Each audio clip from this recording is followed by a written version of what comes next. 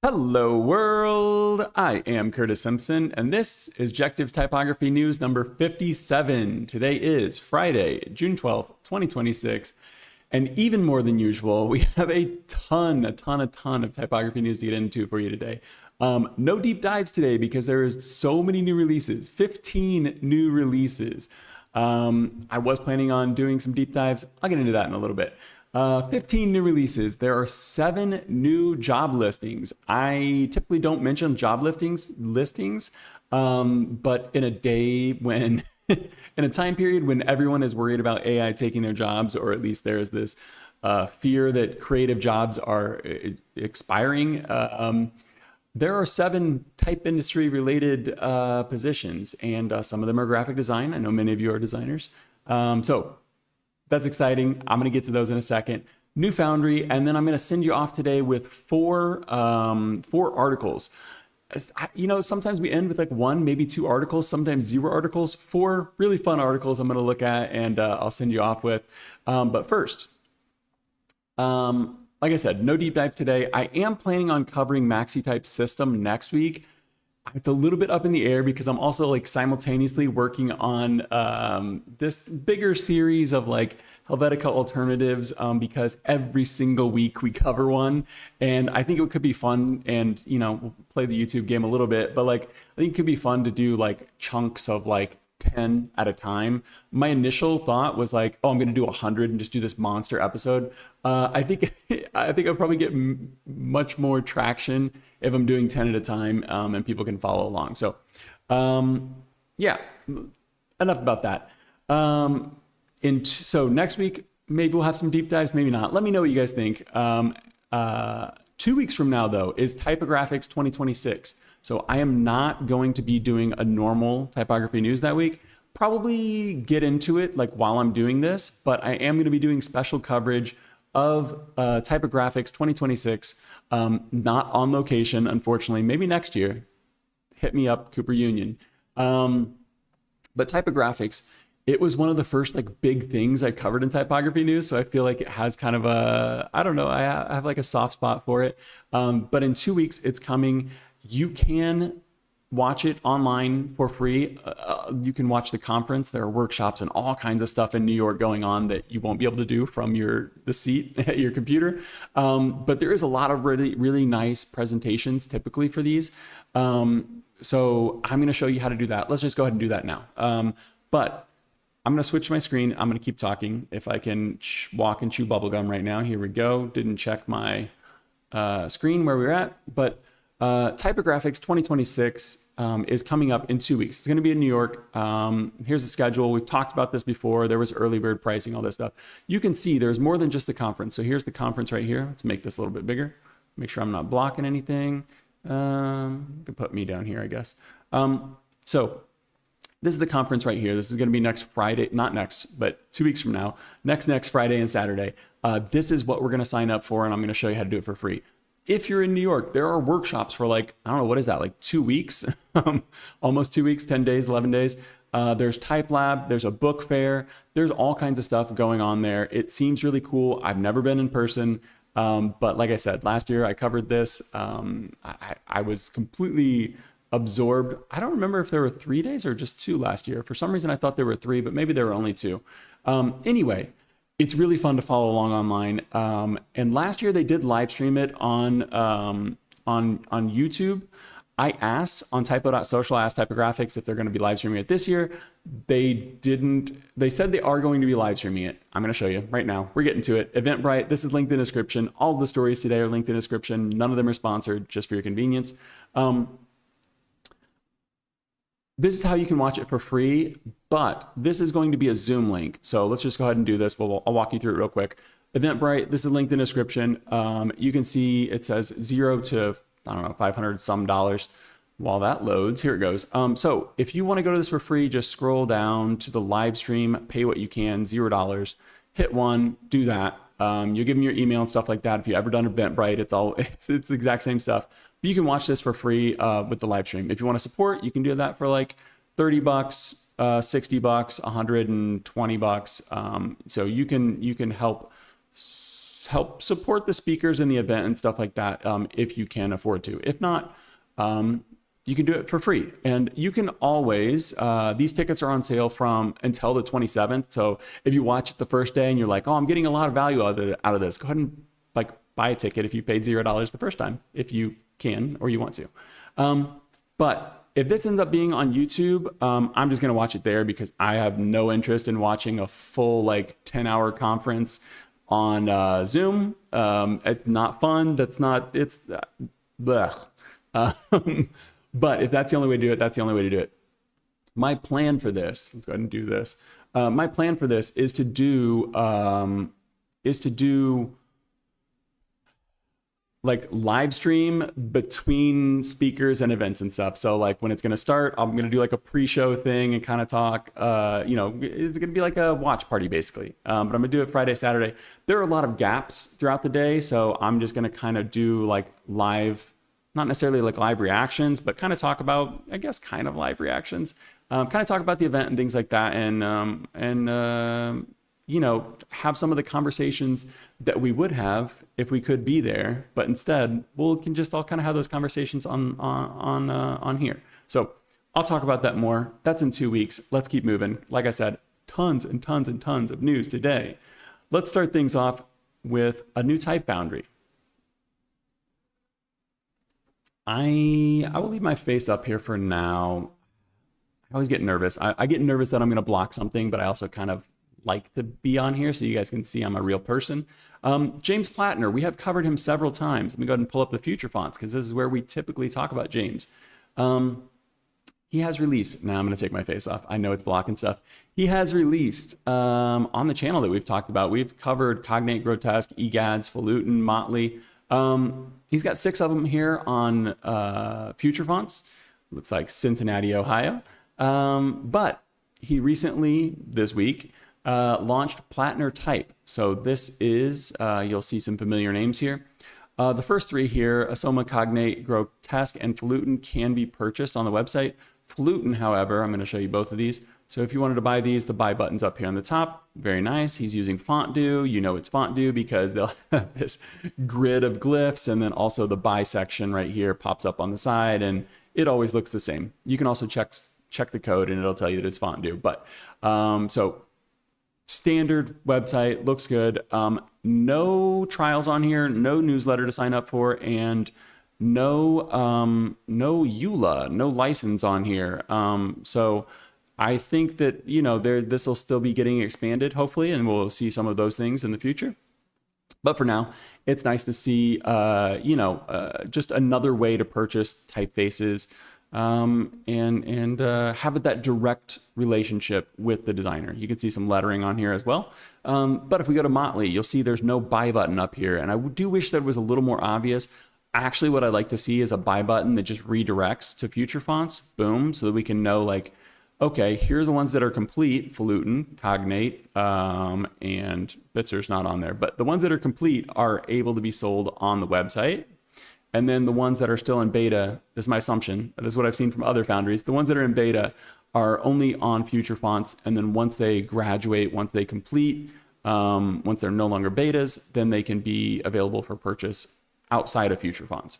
And foundries will put them on their own websites, and oftentimes they'll still end up selling them on future fonts as well. But it's nice to have, you know, a new place to buy these and to support James directly. I don't know what the cut would be, the difference between this versus future fonts if you purchase it in one place or the other. Buy it wherever you trust it most. I would say that the license probably matches the license that's on future fonts. So if you wanted to check it, go ahead and check it out on here. Looks like it's 4 pages. So go check it out there. Hopefully James will get it put on the website along with maybe some trials, maybe a newsletter. I will be paying attention and I will let you guys know. So that is the first big news. I have 4 different, I have 4 different companies, type-related places that have openings at the companies. I'm gonna get a drink of water and I'm gonna turn my face cam back on because I don't think that it's gonna matter too much if I block things on here, but I'm going to stick my face up here again. So 7 open positions. I'm doing these in, what am I doing these in order of? I don't know what the order is. No real order, I guess. Typotheque, we're going to talk about them. They've got a new release this week. Going to talk about them. You probably are familiar with Typotheque. Typotheque is looking for a junior graphic designer. I think that this could be a really cool position for someone that doesn't need a full-time job, wants to kind of do their own thing, but wants a little bit of like something, a little bit of stability. So this is a part-time 2 to 3 days per week on location in The Hague or remote. They are looking for someone that's based in The Hague or at least in the Netherlands, or Netherlands is preferred. I think Europe is okay. Let's see down here at the bottom. I think it says, you know what? I don't want to get lost in this too much. So if I can't find it here, you need to be based in Europe, preferably in the Netherlands. If this is something that's like your dream job or something, I don't know. Still go ahead and reach out if you're not in those things. Maybe it'll work out, maybe not. But I do think that this will be probably a decently competitive job. You know, if I was in this location, I would probably do it, even though I'm doing this and other things, because I think it would be really cool. So you could see all of the requirements and stuff like that on here, but this is a graphic design position. They wanted to make it very clear, graphic designer. You can see right there. This is a graphic design position, not a type design position. So they're looking for a junior graphic designer, to help them, you know, with the things that we look at on here every week, to look, you know, probably specimens, probably stuff like this. Chairman, that's what we're going to look at this week. But you'd be doing all cool stuff with typefaces and new releases and, you know, promotions and things like that, I'm sure. So check that one out. That is Typotheque. They are looking for a junior graphic designer. They posted this on the 9th. Today's the 12th. They are ending the job search on July 10th. So you got about a month. I would not wait. I don't know if they're going to wait for a full month to hire someone or if they're just going to hire someone when they find them. So that's the first one. The next one, I'm going to be completely biased. I think that I can objectively show you this one and you will probably be in agreement with me, but I'm going to be pretty subjective with this one, unfortunately. So our second one here is coming from Type Electives. I have typically been a fan of Type Electives. Let me go ahead and show you the website as well as the YouTube here. Type Electives, they do online courses and things like that. And they have a lot of names on here that you'll probably recognize. Kel Troughton, we've talked about him several times on here. But they have these courses. The things that I typically know them from is this lecture series that they do. And that's the position that we're going to be talking about today. So they've got these videos on here. You see names on here that you will recognize. I know DJR was on here once. Yeah, there's David Jonathan Ross right there. Troy Leinster. There are a lot of names on here that made me think, there's Cal right there again, that made me think, oh, they're going to be putting out a very respectable offer here. Let me go through it and then I'll get to it.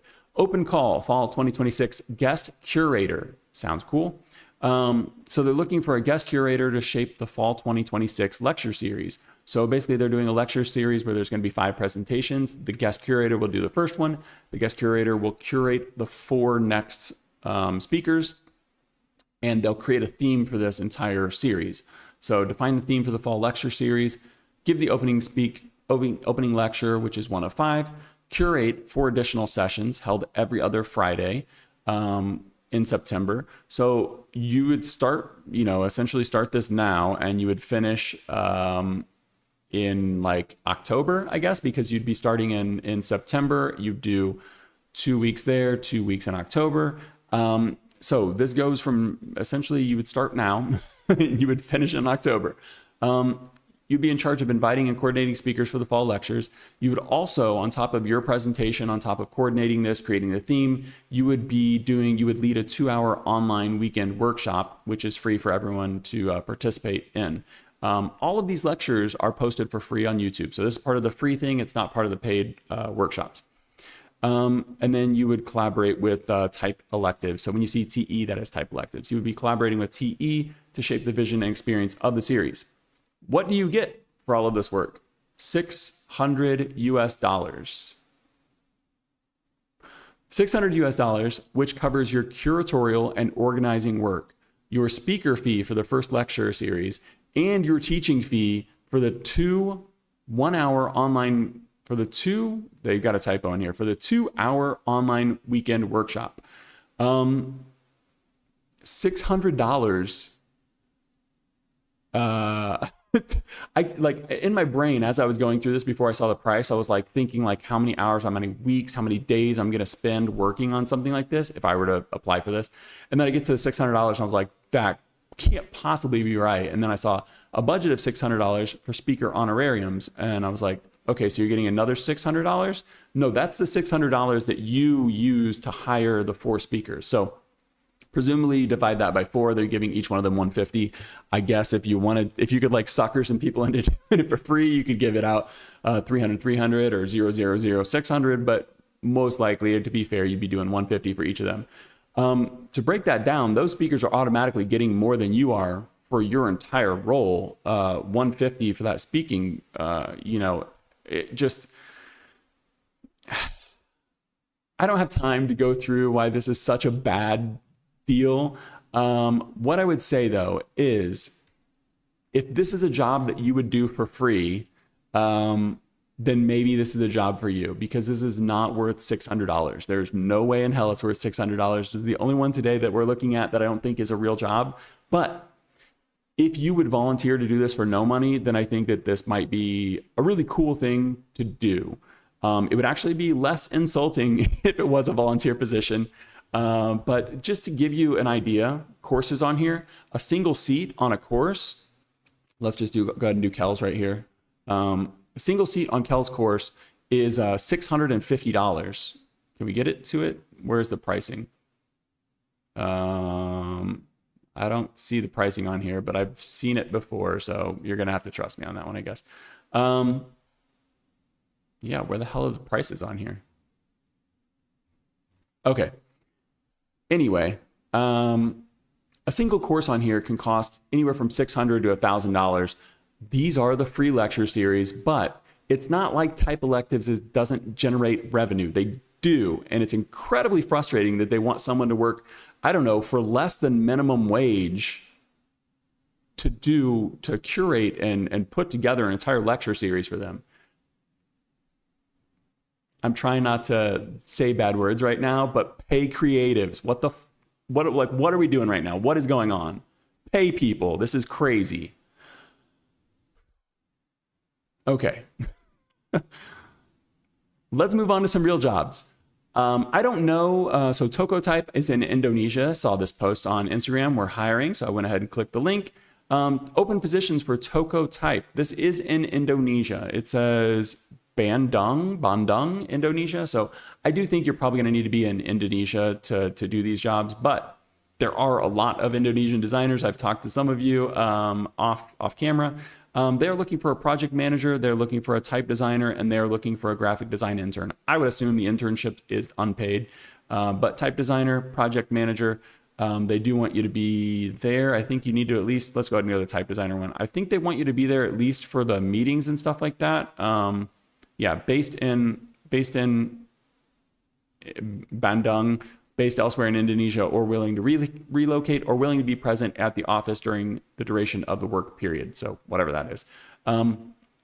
They do not have pricing. They do not have the salary on here. So I don't know what the cultural, I don't know what the cultural norms are, if they typically list pricing in Indonesia or not. In the US, if they don't have pricing, or they don't have, pricing, if they don't have salary on there, it's typically a red flag for me. But I don't know what it's like there, but 3 open positions, and they look like real positions. Let's go ahead and get off of that. And then lastly, I think this one is the most exciting and the most green flag. Typotheque looked excellent as well. Didn't have a salary on there, but they are very upfront about what you're going to be doing, and it's part-time. So anyway, the fourth type industry people that are hiring here, Letterform Archive. We have talked about Letterform Archive what seems like 100 times on this channel, but they are hiring a digital archivist, and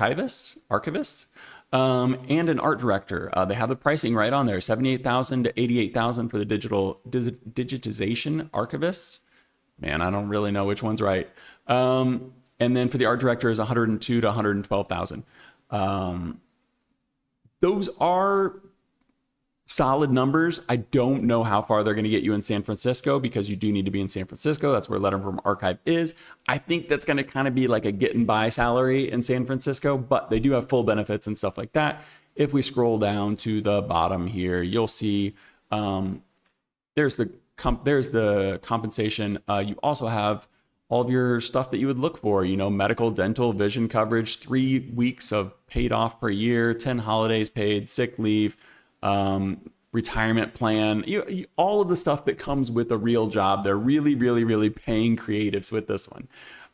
So even though you would have to do the math yourself, I've never lived in San Francisco, but I do know that the cost of living is more than $78,000 a year for a lot of people. Maybe I'm mistaken, and maybe that is a healthy income. But aside from that, if the money works for you, these are two incredible jobs. Like I just showed you all those benefits. There's the digitization archivist and the art director here. Go ahead and tile these while I talk for a second. I think the biggest perk of this is having unlimited access to Letterform Archive. Obviously it comes with like a full membership and stuff like that. But like, you're going to be working with all of the stuff that's at Letterform Archive. Like, if I didn't have a wife and child, like I could live at Letterform Archive.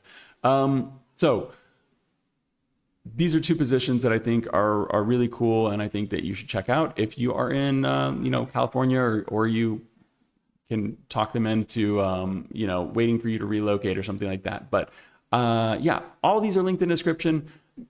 If you don't care about money and you don't care about these things, don't listen to me. Don't take these for what they are. Go click on the links and go check them out. But I do think that these two open positions at Letterform Archive are pretty cool, and we don't see open positions in like this listed super often. So for me, these two right here would be kind of like, when people get these, I doubt they leave them very often. So it could be one of those once in a lifetime, put you on a really cool trajectory in life positions. Let's get into some new releases. I'm gonna get a drink of water. I'm gonna take my face cam off and stop complaining. I just complained about one thing, right? Okay, like I said, there's so much going on this week. 15 new releases. Let's get into it. These first two are kind of like updates or expansions. So I'm gonna try to move fast through everything. I apologize if I make mistakes. I will add corrections in a pinned comment. Okay, number one here is Erkin Karamemet. And Erkin Karamemet put out EK Baumer. EK Baumer already existed. There was already a grotesque, headline, unit, but now there is a mono version. And that's what we're going to be looking at today. I'm actually just going to scroll through this because while this shows you all of the Baumer stuff, I do think that when you're thinking about the new mono release here, it does make sense to look at it in the full context and think of this as more of like a toolkit for branding, or for, essentially for branding. I doubt you would use this much on just a single project, but you never know. But when you're thinking about like a display typeface, the workhorse typeface with the grotesque, the unit for the interfacing, and then now the mono space, which is what was just released, you really have like a huge, like you could do anything with these, like this is a full package. What's this right here? Is there a unicase on this as well? Let me check my notes. There is maybe. What is this right here? Inspired from the typeface. Oh no, this is, wait, yeah, it does have unicase. We're gonna have to look at this. I have this one in Affinity. We're gonna pull it up in just a second, but I do want to give you a look at kind of the family as a whole before we hop into Affinity. So no deep dives today, but I do have a lot of stuff. I have a lot of these in Affinity with either full trials or limited trials, but this one here is a full trial of Baumer Mono. So we can see it right here. I'll go ahead and give you some details on this.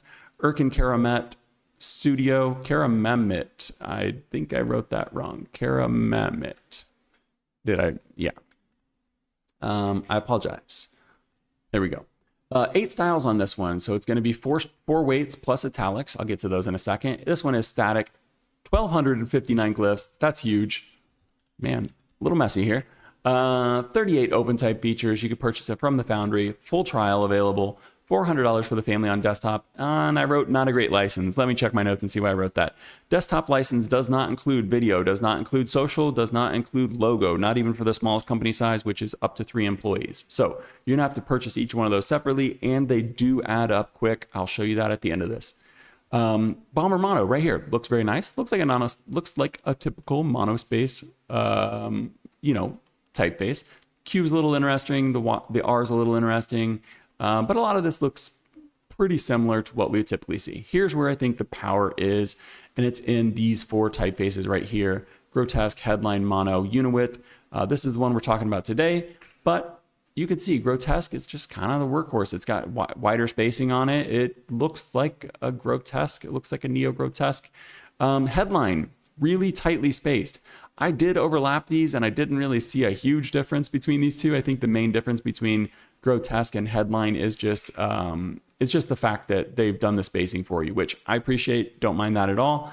Could they do an OpenType feature to do headline spacing? Sure, but is it easier just to click headline font? Yeah.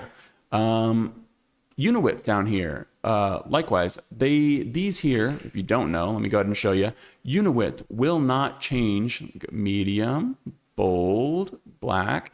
Do you notice how they all take up the same amount of space? Let me go ahead and do it for you like this. I'm kind of being weird because it's doing the italics like this in between these, but let me go ahead and show you how much space this is taking up. We go from regular all the way down to black. These take the exact same amount of space. So that's what unit width is going to do. It's not like monospace where it just every character takes up the same, but it does, every glyph takes up the same space for itself. So if we look at like the lowercase I, the lowercase I always takes up that same amount of space, no matter, same amount inside the M square, the space between these letters. So it's really great for buttons because your buttons won't get resized. Unlike a typical typeface like this, where, let's go ahead and make this like that. If we go from regular to black, see how the lines move a little bit. If we look down here at the last few characters, so they're gonna move left to right. So that would mess up your buttons. That would mess up, anything that you needed to transition on a website or something like that. So that's why I think that these are great, just as a combo. Yeah, I think that's good enough for this one. Let me show you the pricing real quick that I didn't love, but as a package, this one seems pretty cool on its own. And if this buy button doesn't work right now, then we're just gonna get out of here and move on. Let's try and buy Baumer mono. Here we go. Okay, yourself. Company size, 3 employees. We always do the smallest. Standard use. Desktop right here. So you can see it does not include video, social, or logo. And the pricing is right here. So the mono family is $400. If you want the full thing, it's $700 for like everything we just looked at. For the display, the unit width, and the mono are $700. So I think that's a great deal compared to just buying one. But let me just show you this for the sake of showing you how the license works. $400 for this. If you wanted this for video, boom, another $400. If you want this for social media, boom, another $400. So you're up to $1,200 now. The logo is a little bit different. It would be unfair of me to click this, which I've done this in the past, and show you like, oh, you have to pay an extra $1,200, 3 times the desktop price. Because with the logo, you're probably just gonna pick one weight. So let's go ahead and do logo and pick regular for $270. So it does add up. That's, I don't know, that's probably like 65%, 70% of the desktop license for the logo. If I want to be able to use my desktop license for video, social, and logos, like I don't know. I don't know why it's not like that. That's just what Foundries do sometimes.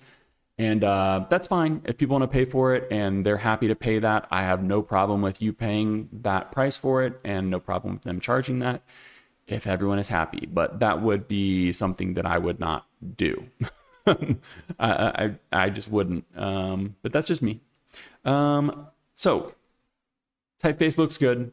Family looks great. Don't love the license, but that can always change. This was Baumer mono and the bigger Baumer super family here from Erkin Karamemet. Next up, we have one from line 2. So line 2, this one is called home. I've got home variable on here. Let me go ahead and pull up these other pages. Here's a little bit of a home specimen right here. Unfortunately, there's not a lot to look at on here because this link doesn't go where it needs to. That's why I've linked you in the description to the home variable. This one here is the description. I can zoom in on this and let you see this for a second, but man, is this some word, like when I saw this, I was like, what in the word salad is happening right now? This is 3 paragraphs that don't say a lot to me. I'll read you the first sentence, but this is a nice looking typeface. Not a great description in my opinion. Welcome to LL Home, a typeface forged at the intersection of possibility and imagination, designed for a world where form and function merge into a dynamic expression of our collective futures. I know nothing about what's happening right now. It's this typeface right here.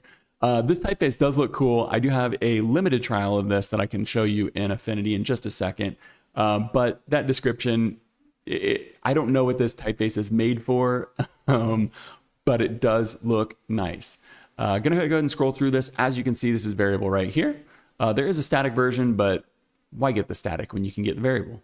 Unless you can't afford it, then I guess that makes sense. You can see the regular weight right here, or this is a 400 weight, so I'm not sure if that's regular, if it's one of lighter, but this over here looks pretty nice. If I was gonna be like really typing this out, might give it just a teeny bit more line spacing, but that looks standard right there, and the color looks good on it. The one thing that might stand out is this M right here. I'm gonna show you that in a second. Where I think this shines a little bit better are these specimens right here. This looks like a receipt or something, but like these small little interfacing bits of text stole that interfacing line from Mass Driver. But these interfacing specimens here, I really think that's where this shines quite a bit. It looks great in these small lists.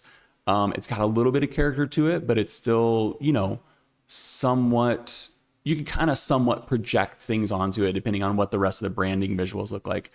Interpolation here looks great. You can see all these variables over and over and over again. But yeah, okay, let's go ahead and go to see these lists. This list looks so good. Let's go ahead and look at this in Affinity. And I skipped a typeface. I'm gonna go back to it. I skipped like 2 typefaces. I don't know how I did that. We're gonna go back to them in a second. You guys don't know I skipped anything, but I did. So this is LL Home line 2. This one's made by Clemens Piontech. 8 styles on this one. This one has italics, right? Yeah. So we've got 4 weights plus italics. It's variable like we saw, 992 glyphs. That's pretty solid. 26, I put a star there, at least 26 open type features. That's what we listed in the PDF tech doc that they included with on the website. But there might be more, probably. You can purchase this from the Foundry. There's a limited trial. That's what we're looking at right now. $780 for the variable on desktop. The license has a lot of fine print to it. I can show you that at the end of this as well, but let's look at the typeface first. I do think it's a nice looking typeface. Like I said, 4 different weights to this. Let's go ahead and start this out at book, and I'll show you the weight slider here all the way up to, what's this? Black. So you're going from a 400 up to a 900 with book. Looks great. That was what we were looking at before, was the 400 when I said the body copy looked good. I do think it looks good. There are some alternates and stuff in this. The one alternate that I was looking for was the one that would replace this splay to M, and that does not seem to exist. I have the limited trial here, so I take this with a grain of salt, but when I checked the website, I did not see an M, an alternate for that splay to M. I can completely respect the design decision of the type designer of the Foundry to keep this in here and just be like, that's the M you get with our typeface. No problem with that. It kind of matches this R here, but when you come to this J right here, this default J is a real head scratcher. Luckily, there is an alternate for this one. And I think it almost has to be the default because I don't think anyone would use this as the alternate. Let's go back to the website real quick because they show you some of these. I think trial technical, maybe it's in the technical part. Shoot. They have alternates on here and I don't really have time to scroll through all these. We're going to give it like 3 seconds. Give it a quick 3, 2, 1. Okay, I'm going to wait, did we find it? Give me a second. Now we're going to give up on this. I do know that they showed off some of these. Let's go back to the specimen real quick. They showed off some of the alternates and stuff on here, but I must have missed them somewhere. They do have some alternates. We could pull up the PDF specimen, but I don't have a lot of time. You're gonna have to trust me. They do have a typical, a normal J here. Unfortunately, I can't show it to you because I just have the limited trial, but there is a normal J on there. So don't worry about that if that's the thing you were worried about. If you don't mind this splayed M, I think LL Home is pretty nice. Let me go ahead and show you the license real quick, just so you can see what I was talking about with the fine print. Desktop right here, Swiss francs, or not, yeah, Swiss francs, 620, which comes out to about 780 US dollars, which is what my brain thinks in for the desktop license. But you can see over here, get a quote for a tailor-made license. I'm not sure if these are not included. So that's why I say there's a lot of fine print for this one for me, because logos, taglines, slogans, social media, TV, cinema, that wouldn't really apply. Merchandise, like packaging, wayfinding. There's a lot of things in this list over here on the right that I don't know if it's included in the desktop license or not. So you would need to read the fine print to really know. That stresses me out a little bit. I don't want to do the wrong thing with the font, blah, blah, blah. But it really does matter. You know, you're signing a legal agreement, so you want to be sure. And this right here makes me hesitant as to like what's included, what's not. So I would reach out, find out. But in general, this looks like a nice typeface. LL Home from line 2. I'm seeing this up here as L line 2, but I wonder why that says L line 2. Anyway, I'm going to go back to the ones that I skipped here. This one here is an update on a typeface that we've talked about before. This one's on Future Fonts. This is Stupid Sans from Love Letters.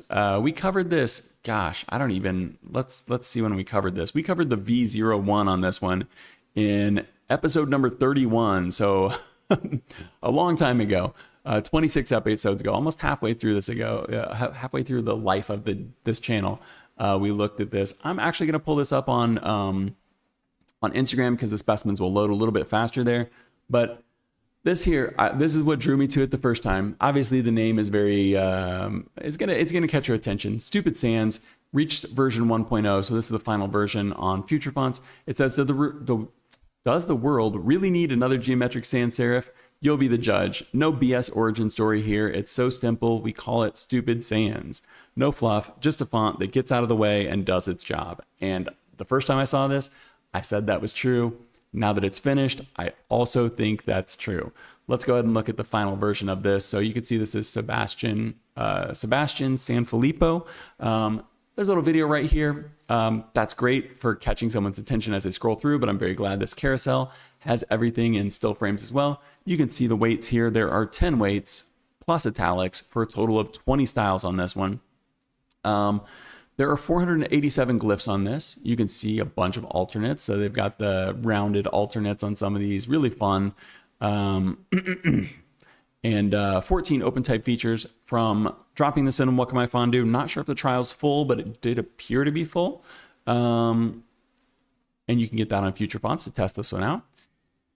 And the price on this one. So last time we talked about it was $60. Typically the prices do go up and this was no exception. So if you invested early, you would have got it for $60. Now it's $95, but I think $95 for the family here is still a great, great price. I'm stopped on this page because I was surprised how well this body copy looks.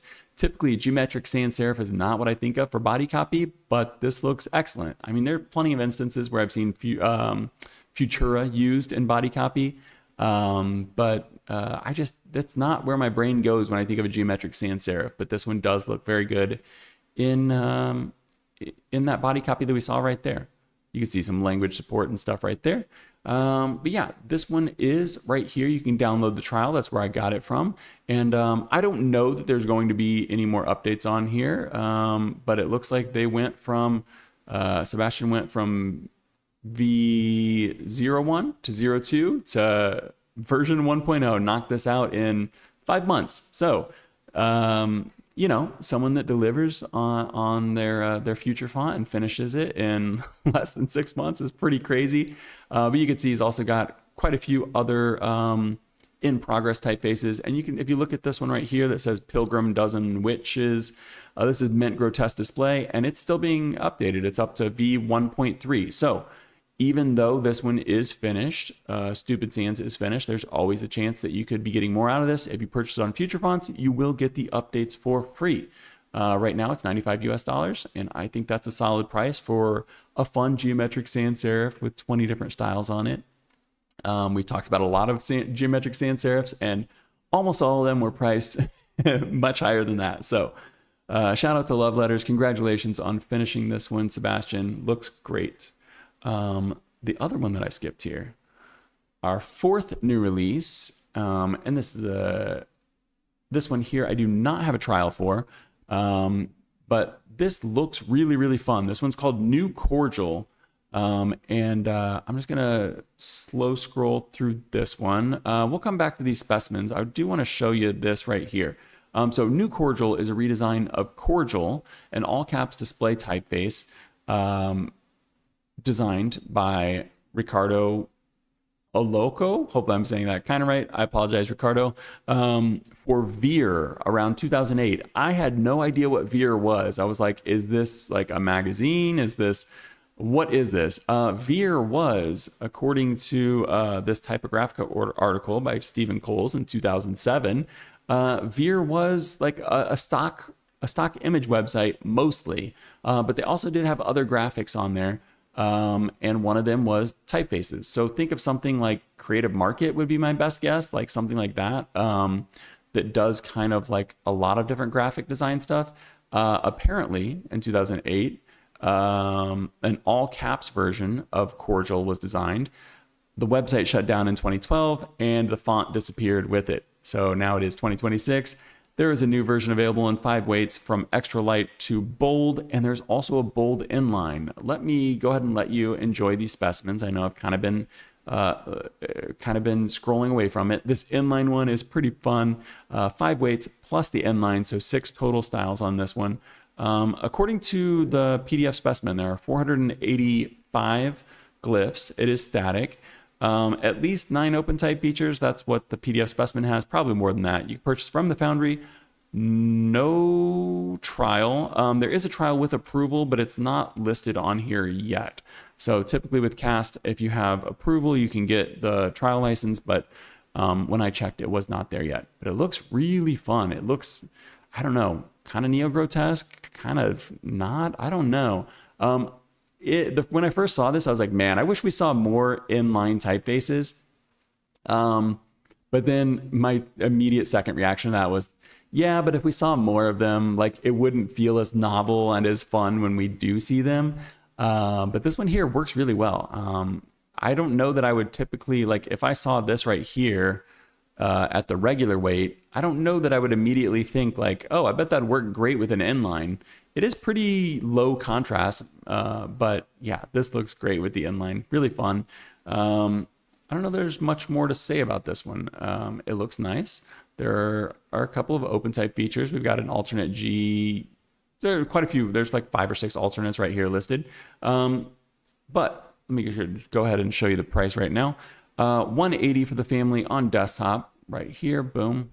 And it does specifically state you can use this for your branding and logos. Love to see it. They do have some pricing on here for how much your business earns.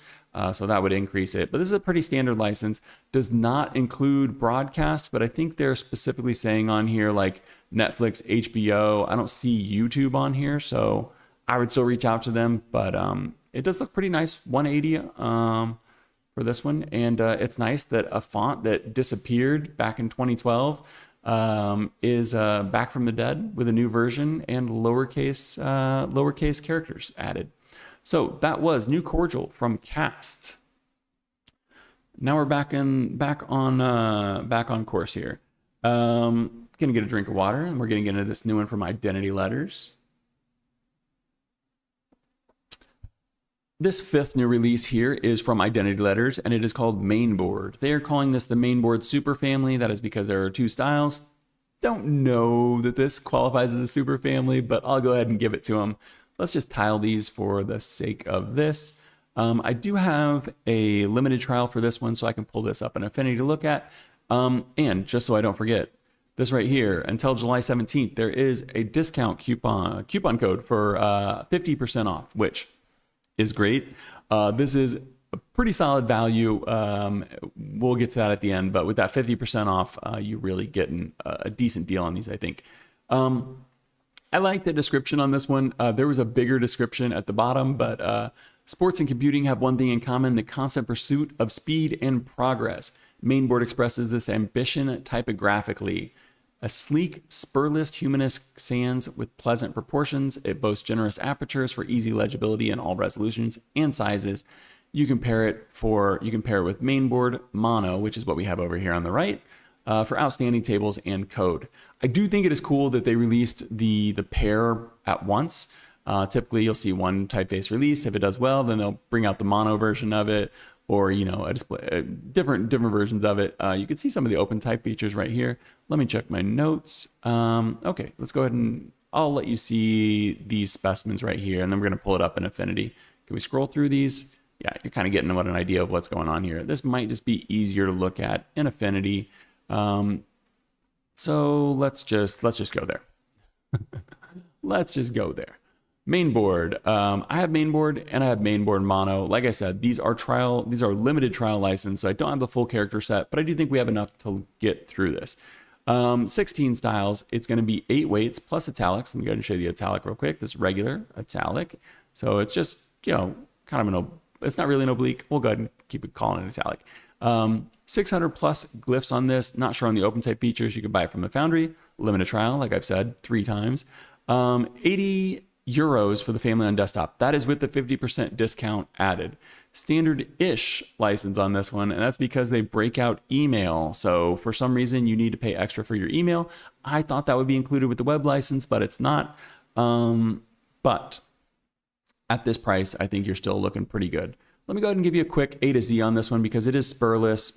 We'll go through the uppercase and lowercase at the same time, just to kind of give you an idea of what this looked like. Whenever I see these spurless typefaces, it's so hard for me to not think of the Ubuntu font. But I know that there are other use cases aside from that. Interesting K there with no connection there. But it does have nice big apertures and things like that on it. It looks pretty good. The numbers look nice. The ampersand is very fitting. It looks just like a solid typeface. Let me go ahead and show you some weights on this real quick while we're here. Thin all the way up to black. That gets really nice and bold, doesn't it? Those are almost like some big marshmallows or something. That's cool. And then the italic on here. Let's go ahead and do semi-bold italic. Boom. I think these spurless characters look even better in italic. The curves just feel a little more sleek. They feel like they work a little bit better. The one thing that they said was that this works great in body copy, and I am going to disagree kindly, respectfully. I don't know. There is something about the spurs missing from it. So let me go back to Lineto home right here. This right here, this little stem that's at the top of on the left side of the N and the M, on the bottom of the D, the bottom of the B, the bottom of the A here. Well, the A probably has it, but the bottom of the B, the D, that's what they're calling the spurs. If we go back to Mainboard, you'll see the bottom of the A, B, D, the top of the M and the N. They don't have those things. Very sleek, very cool.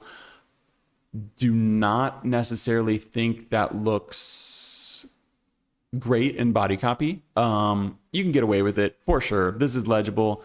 But I do think that those spurs and the contrast and stuff like that add a lot to legibility. This is set at not on the baseline. So this is their default letting. I do think that if you wanted this to be more readable, you'd probably increase that a little bit. Maybe that's too much right there, but you'd probably increase it some to get just a little bit more space out of that. It's got pretty high X height. But yeah, that's what that looks like. Let's go to Mainboard Mono here. I think Mainboard Mono looks even cooler because they have to find these ways to make the characters kind of fill the space a little more. So getting rid of like they're calling them spurs, I'll call them spurs. Getting rid of the spur on that R and then adding that baseline serif to it, it creates very, very unique shapes. But this looks cool. It's fun. It's definitely unique. But yeah, that is Mainboard and Mainboard Mono from Identity Letters. Let me check my notes. I did want to point out once again, I have the wrong price on this one. So for Mainboard Mono, you can actually get this down to 50 euros. So you could do the full family, both of these at once. Let's go ahead and get rid of one of these. You could get the full Mainboard right here for me. Got it for $159 right there. Let's go ahead and add it to the cart. And then if we add the coupon right here, Mainboard 50. Boom. You get 50% off, 80 euros for that. And the other one starts at 99. You take it down to 50. So I think that's a pretty good deal for these if it matches the aesthetic and the vibe of what you need. But this duo right here, it's pretty nice. That discount, not sure how long it's going to last, but it does says that it's an intro offer. So I don't know. If you want it, don't wait because you can get 50% off of both of them right now. So if you wanted all of it, that takes you to a grand total of 129 euros, which is a pretty good deal for this one.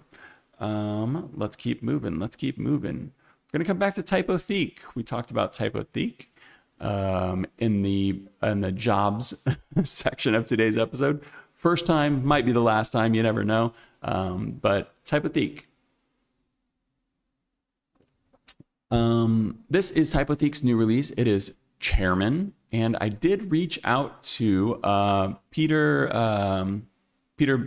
Bielak to get a little bit more information on this one. He is the founder of Typotheque. He did not design this one though. This one's designed by Nikola Jurek. Hopefully I'm saying that right. Nikola Jurek. It's Chairman, and I think this might be my favorite release of the week.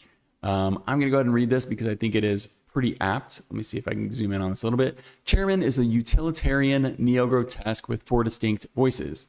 The type system includes proportion, monospaced, semi-monospaced variants that alter the rhythm and texture of the text alongside optical sizes for text and display.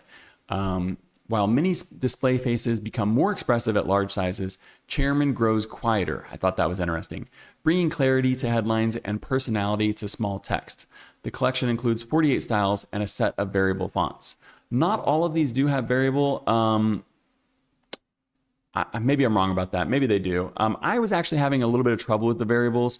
Some of the variable trials were only showing me the italics, so I'm going to be showing you the static ones today. But here are the 4 different subfamilies for this one. There's Chairman Display, Chairman Text, Chairman Semi-Mono, and Chairman Mono. And you can see what they were talking about before. If you look at text and you look at Chairman Display, you're losing those curls on the A, that Clarendon type big tail on the A there. You're losing that, and I do think that helps. There are probably some other things as well. Obviously, the spacing is quite a bit tighter, but I do think that helps with the clarity of the headlines and helps you space things just a little bit more. Whereas in text, that tail might help with some character recognition and some legibility. My big question here was about semi-mono. We're going to get to that in a second because every time I've seen a semi-mono, I'm like, why are they doing this? Why are they making a semi-mono? And this week, I have an answer for you. I'm just going to slow scroll through this. I'll give you some stats, give you some details, but I think that this is a very good example of a good specimen web page. They're not calling this a mini site. This is on their normal site. But let me go ahead and read you some stats here. 46 total styles. There's static plus variable. The glyph count varies. Mono is down to 531 glyphs. You get up to display and texture and you're looking at 982. Here are all the weights right here. I guess I could pause here for a second. And you can see there are quite a few display sizes. And then Chairman Text, obviously you don't need to go quite as extremely thin, quite as extremely heavy for text. So you're going from light all the way up to bold. And then those are matching as well for the semi-bold or semi-mono and the mono. And I think this is a nice display of the progression from one to the other. Let me continue. There are between 12 and 28 OpenType features. It is available for purchase from Typotheque. And there is a trial available. It's going to depend whether you can get limited or the full trial, depending on your account status with Typotheque. So you'll have to check that out, but there is a trial available.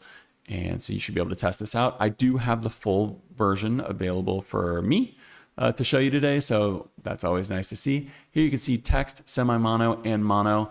And you can see, text obviously is going to look the best, but semi-mono does a very good job of using the monospaced aesthetic and looking much, much better than mono does in body copy.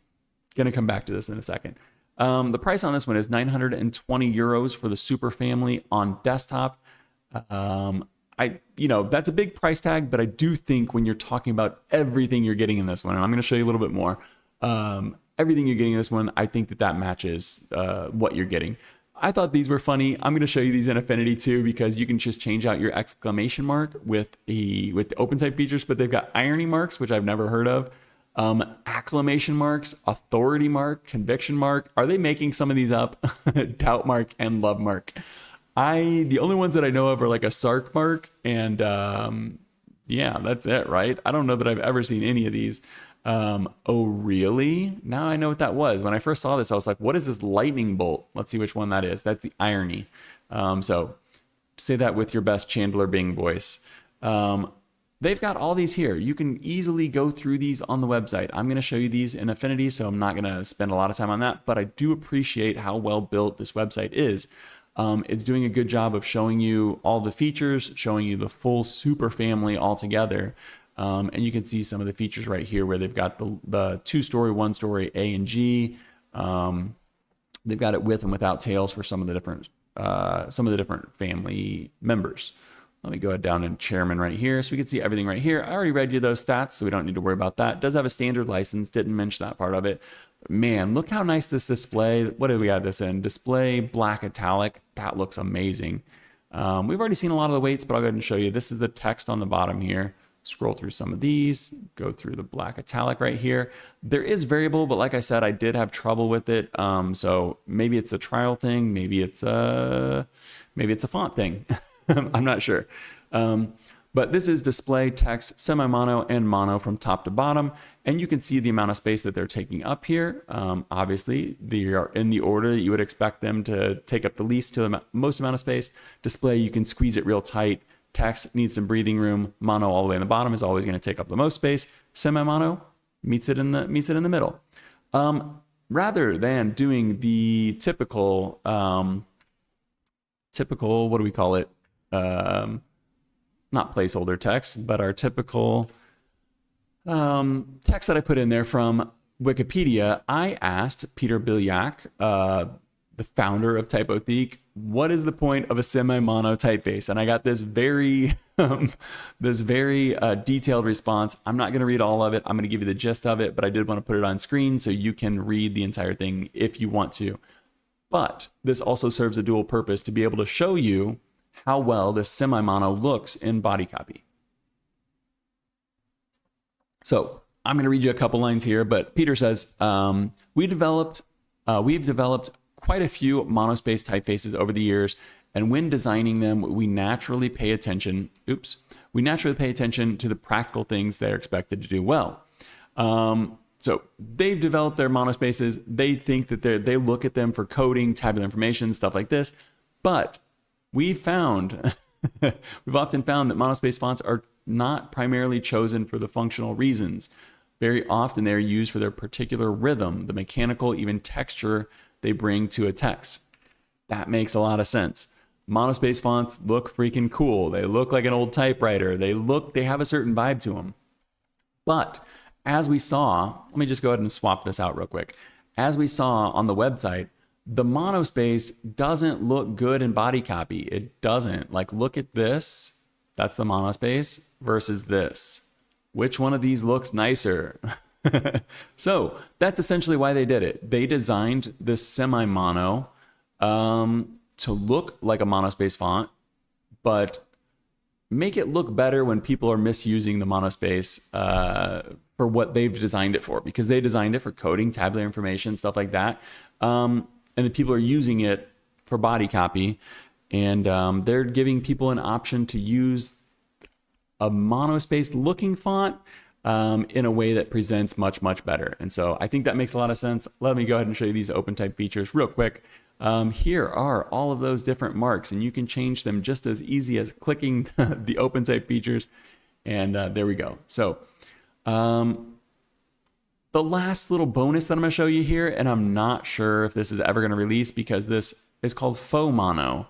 And I don't know if this is going to release. This might be like the work in progress, the working name for semi-mono.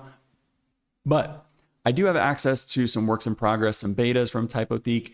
And this one on the bottom here is called faux mono, while we just looked at semi-mono and mono. It looks a little bit lighter. It actually has some more weights to it. So it goes from light up to bold, whereas these go from light. Oh, they all go from light to bold. I apologize. So I don't know. The one thing I do note is if we pull this up here, let's go ahead and turn this into red. It does take up a little bit less space. So the faux mono takes a little bit more space, less space. I don't know that we need a faux mono on top of all the other ones. That very well could be that this faux mono is renamed to semi-mono. Like I said, it's a bonus. Pay no attention if you don't have any interest in that kind of stuff. But this looks pretty nice. That is not what that is. Mainboard right there. Let me go ahead and switch this out to chairman. I don't know why that was on there.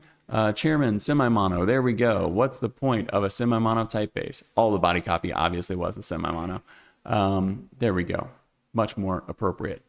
Okay, I think that's going to do it for this one, because we do have to move on. I appreciate the response from Peter. Hopefully you guys got some value out of that. I learned something new. Next up, we are on to a typeface from Typeji. Hopefully I'm saying that right. I've never actually asked if it's Typeji or Typeji, but I'm assuming it's Typeji. And I very well could be wrong. I'm going to start out with the Instagram posts, because I think that this one right here does a great job of showing off what this typeface does best. And it is everyday grotesque. You can see up here, everyday design, everyday sans serif. Essent, I'm going to read the description for you as I click through these. Essent from Typeji is a neo-grotesque for everyday use, originally developed as Typeji's own system typeface under the working name Typeji No. Let me just go back to this real quick. Hit you with a what font? Boom, Typeji No. They are not lying. They were using it. They haven't switched it over to the commercial retail version yet.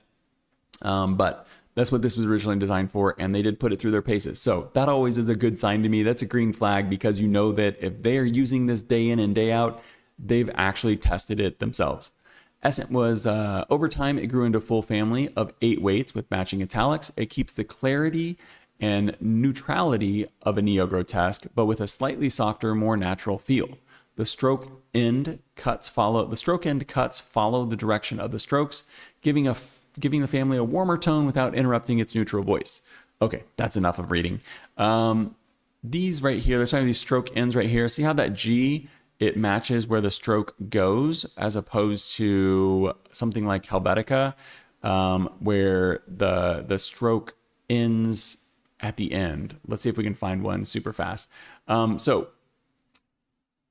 Oh gosh, let's just swap this out. Do I still have system set up in here? I think I do have system. We'll look at system. See how this S right here, it's got the horizontal slice on there. See how the E, it's got the horizontal cut on it. This is the one thing that this neo-grotesque from Typeji is not doing. See that right there? They're doing it they're doing these little subtle human touches. Gosh, I could have clicked one more time when we would have got to it on our own. Those little things are what they're changing. So that is sometimes something you see in neo-grotesque, but typically a lot of people go with the classical Helvetica-ish version of it. So let's look at this in Affinity, because I can give you all the details right here. Typeji, this was designed by Tien Min Liao. 16 styles on it. It's going to have 8 weights plus italics. Go 8 weights plus italics. It is variable, as you can see, and very smooth. Not sure on the glyph count or the OpenType features because the trial that I have is limited, but you can purchase it from the Foundry. $210 for the family on desktop and a standard-ish license. They do break out the logo on that, but like we saw earlier, with the logo, you just need to add a single weight, maybe 2 weights, so it's not the end of the world. I don't love to see it, but you know, I don't get as upset about it as I used to. I don't think that's a good thing. Maybe they're boiling the frog on me. But this looks like a nice typeface. And like I said, I do think it's been through its paces. Can't show you a ton of the features on it and stuff like that, but I can show you a couple of them. It's got the single story A. It's got the double story G. They're calling it double. I typically call it triple. It's also got some alternate Gs. Ooh, that's kind of nice. Kind of more like a geometric. I kind of like that one. It's got the alternate R. So we've got the typical Helvetica R here. Helvetica-ish R. We've got more of an Avenir or Accidents Grotesque R there. And you could swap out the Y for the straight tail on it.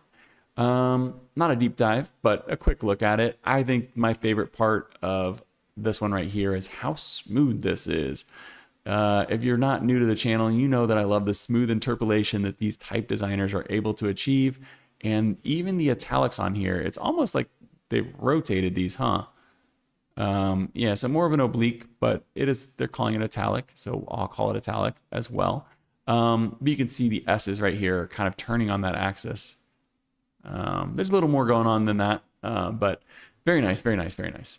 And especially for the price, I think this is probably going to be a solid typeface considering they've been using this on their own website all this time. And you can see the alternates right there. They got a /0 as well. But it looks really nice, and I think they're doing a good job of laying this out on the website to kind of show you the neutrality with a little bit of the humanist touch to it, and that makes sense. Especially for a Type Foundry, you want this thing to just blend it in the background because, let me go ahead and, this page here is all Essent. But if we go to a different typeface, gosh, I got what font open, I guess. Let's go to Stranger.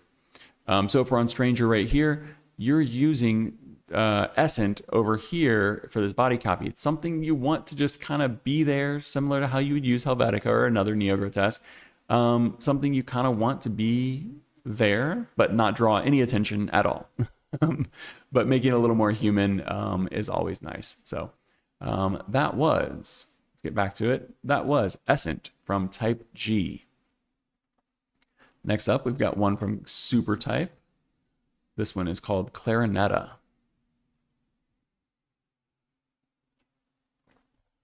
I don't know what number we're on, but this this new release from Supertype is called Clarinetta, and there is some cool stuff going on here, but I do not have a trial, so I'm going to be showing you some specimens on here. Let me see if I can zoom in on this a little bit, give you an idea of what these specimens are looking like. There are 21 total styles on this, 7 Roman, 7 italic, and 7 unicase, which I thought was really interesting. There you can see all of them right here. That lavender, I don't know, what is that color called? Mauve? And then the blue there. And it's also got some sans serif down here. Those are going to pair with it. This is made to pair with Clara, or Clara. I think it's probably Clara. Clara and Clarinetta. But today we're going to be looking at Clarinetta. I'll give you a quick little look at Clara because it is free to download. But Clarinetta, this is really cool. Look at that R in there. I don't know if I've ever seen an R like that, but it looks really cool. That's the italic R there. Not sure if they have an alternate for that or not for the italic R. Maybe it's just one of those things you're going to get. You can see kind of a flag on the Y. That's interesting. Scroll, scroll, scroll. 475 glyphs, as you can see right here. Available from the Foundry. Not sure on the OpenType features because, like I said, there's no trial at all on this one.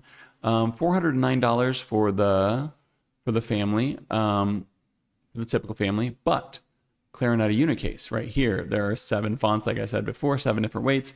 218 for this one. So you do have to buy them separate. You have to buy Clarinetta for $410 for the family, and then Clarinetta unicase for $218. The interesting thing about this, though, is that they are, let's go ahead and do unicase right here.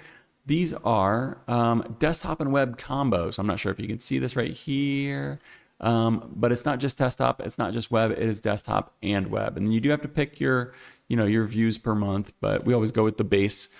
So it's you kind of cut that in half and think of it as paying like 110 for desktop, 110 for web, and then I think you're getting like a more typical look at it. But for the combo, I think that's I don't know. If this is what you needed, I think that makes sense. The last thing I did want to show you though is the Clara. Just be Clara. Living in Brazil makes me think in Portuguese sometimes. So we'll say Clara, even though I think it's probably Clara. There are 10 fonts on this one. You can see 5 weights plus italics. I'm only showing this one because it's free to download. Boom, $0, €0. You can get it for you can get it for desktop, web, app, or EPUB. You can max these things out to 350 users. You can do all of this, and it's still $0. So even if you're not gonna get Clarinetta today, go ahead and go grab Clara,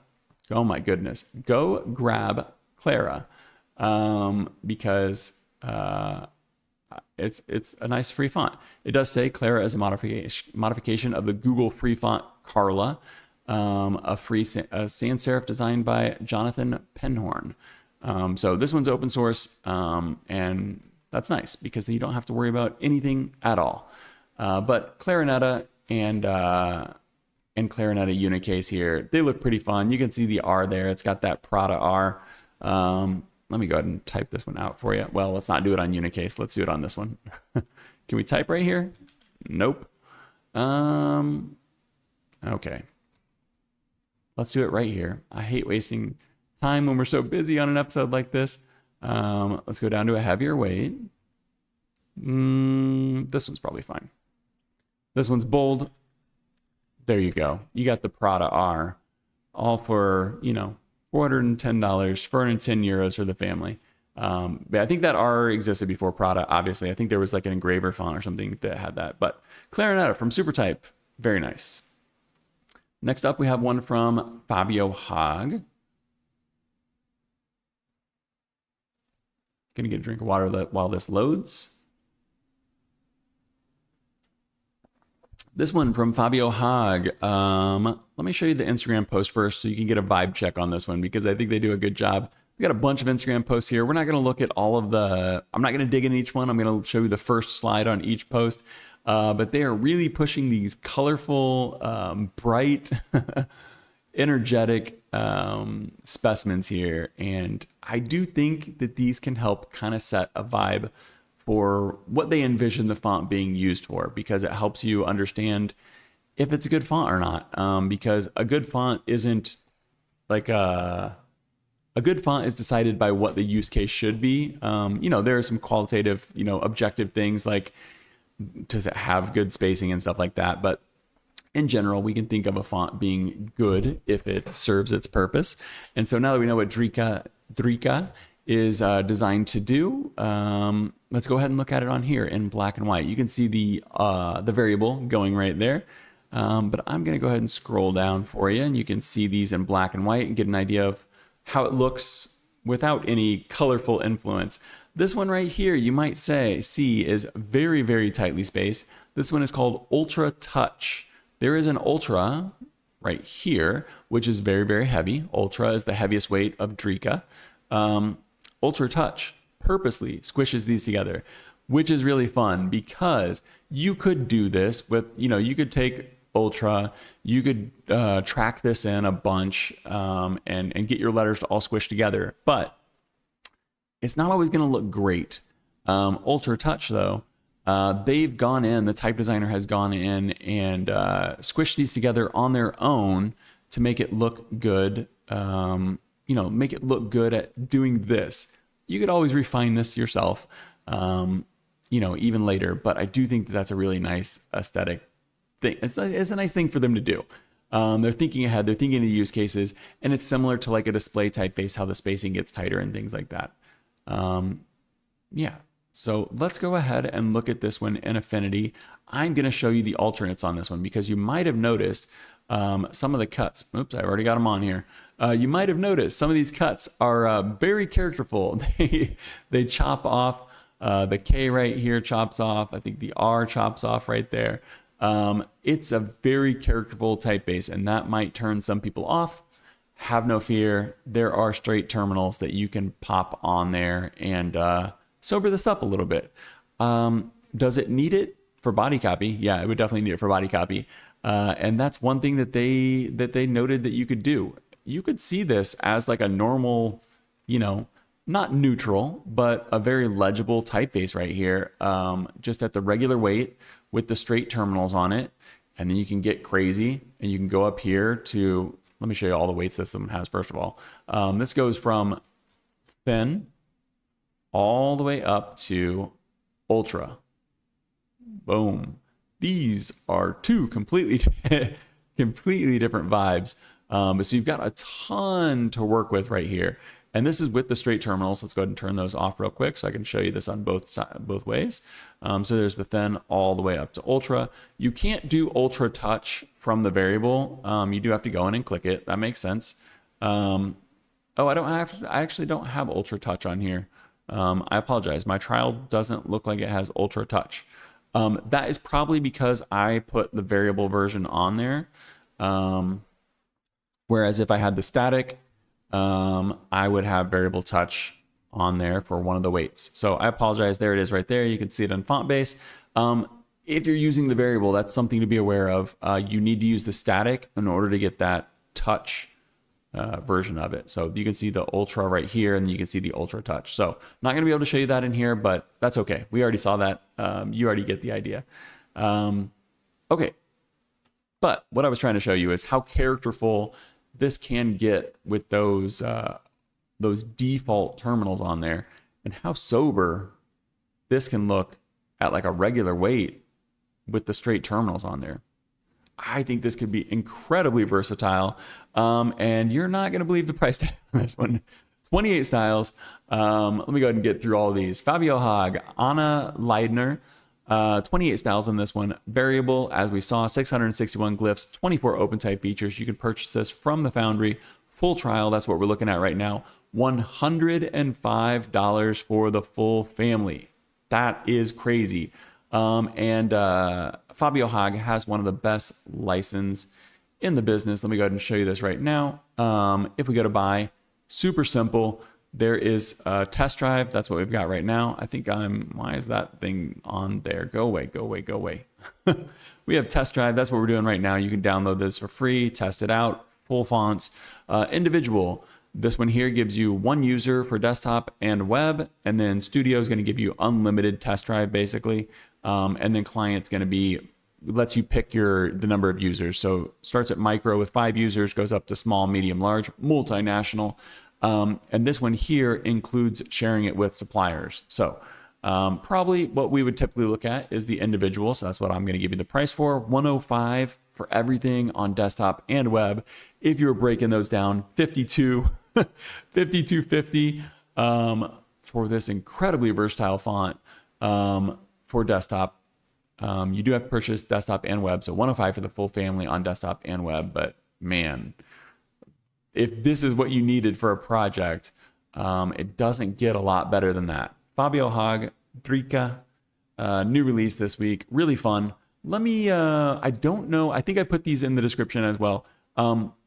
There is an announcement on YouTube. I'm not going to push play on this. I push play. I didn't want to push play because I don't want to get flagged.